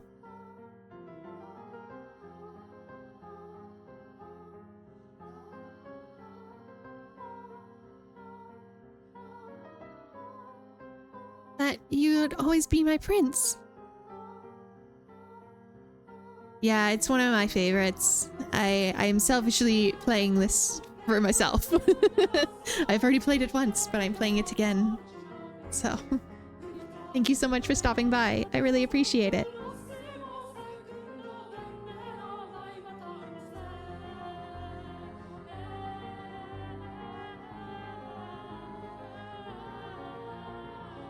No worries, Marky.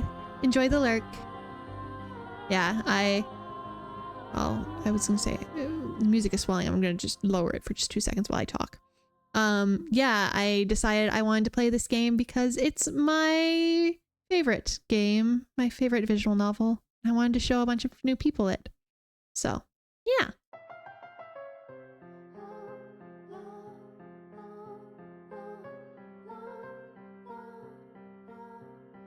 The time for make-believe is past, Nelly. No, no. I refuse to believe it. I will not have it. Nelly! My goodness, that girl. Are you not going after her, Lord Mel? No. Just let her go. The only place she even has to go is home. Finished it in a week. I'm gonna try my best to finish it in a week for streaming, but we'll see how we go.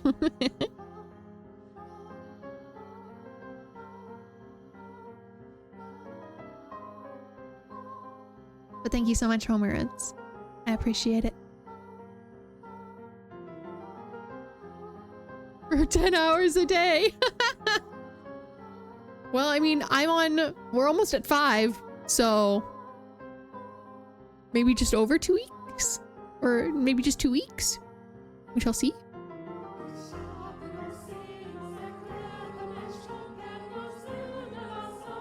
I just wish she'd start acting more like an adult.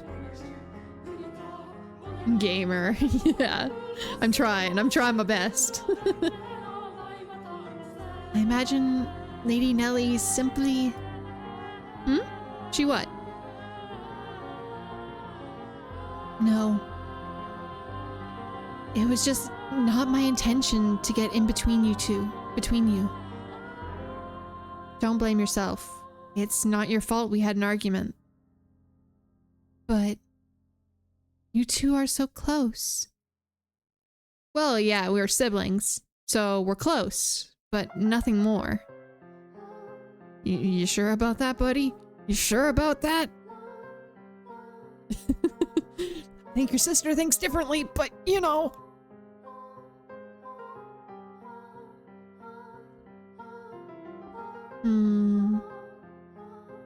I do care about Nellie. I enjoy spending time with her. She's my sister. Nothing more. Anyway, sorry for making such a scene. No, I imagine she left her betrothed behind without saying anything. So I'm gonna have to apologize to him. You have to keep up appearances. My least favorite. Oh.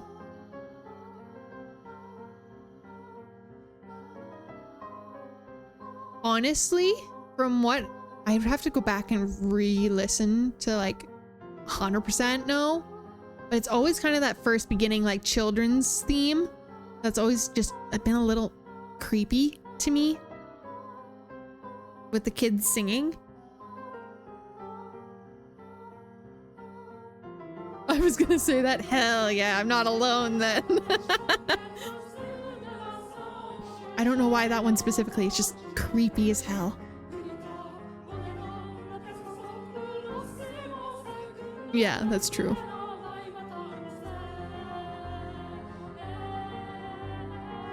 Stay here. I'll be right back. Yeah, it is a little much. I'm glad it doesn't come back very often, but it is a little much. Very well.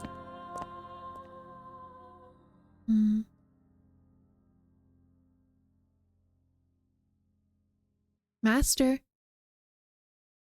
what are your thoughts on the tale so far? Which of the siblings do you think was in the right? Master, the brother, or the sister? Oh my, I apologize for the abrupt question. Did I startle you? What do I think? Yes, I believe Mel was probably right. He was also surely happier than her. As Mel had anticipated, Nellie fled the theater, leaving her fiancé behind. She forced her way into a carriage, stopped outside, probably one of a different nobleman, and ordered it to take her home. Mel's assumption was correct. The only place she had to return was to the mansion. The sun began to set, and as a young lady, she could not simply go wandering throughout the town alone. Nor did she have any acquaintances to take her in. Her world was, in essence, comprised of two elements: her brother and the rose garden. They were the light of her life at Rose Manor. She lived a very isolated existence.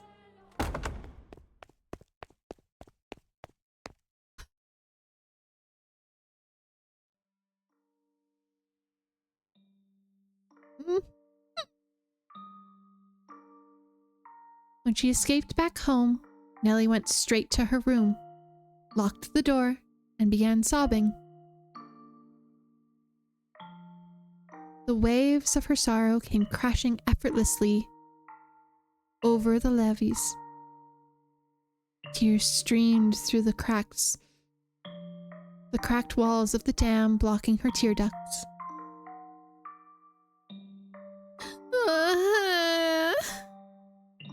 Why? Why? Why won't you help me, Mel? Why won't you take my side? The decor in her room appeared blurry through her damp eyes. Memories of the day she had redecorated played back in her mind with crystal clarity.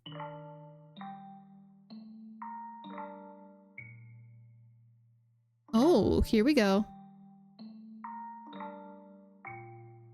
Sorry, 1 second, guys. Let's see. Oh, it did stabilize. Perfect. She told me she had no feelings for him. That liar! That liar! She let her emotions run wild, breaking glass, craftworks, silver plates, designed from famous foreign artisans, flower vases, all sorts of things. It's as though a beast had been set loose inside her bedchamber. The vase she tossed shattered against a painting hung on the wall, spraying water, porcelain, and roses in every direction. It was the portrait she adored so dearly, of her and her brother.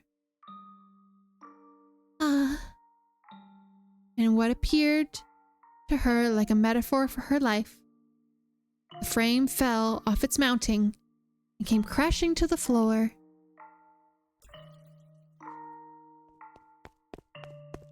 Nellie darted over and scooped it up.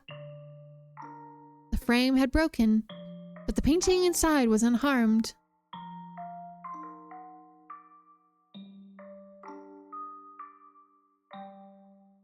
The two smiling children were still the very image of happiness, inseparable siblings gently holding one another's hand. My prince is no more. Though, in her present state of mind, that image of happiness brought her nothing but misery. And the worse she felt, the more frustrated she grew at the smiling girl and kind boy of her past. Princess no more either.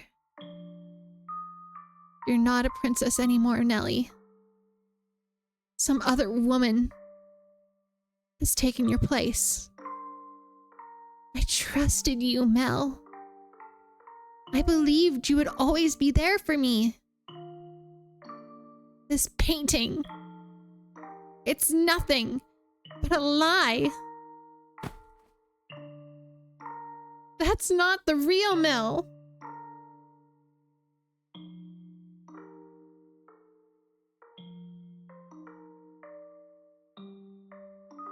That's not the real me. It's all a big fat lie. A lie.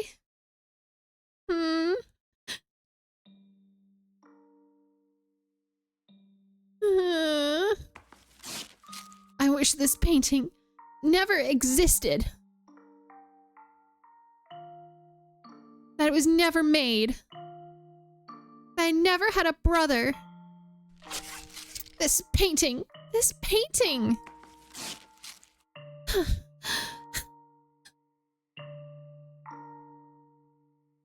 In a fit of emotional distress, she scratched feverishly at the painting she once considered precious.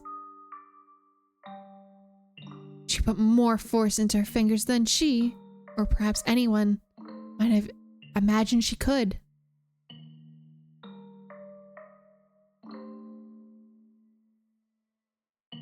Oh.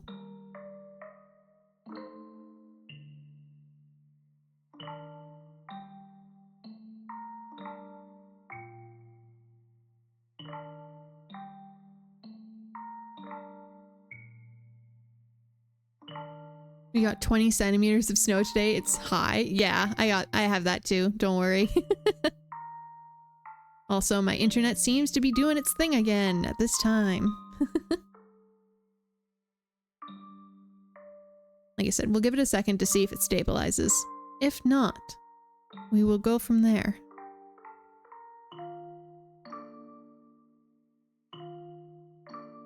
I will save just in case.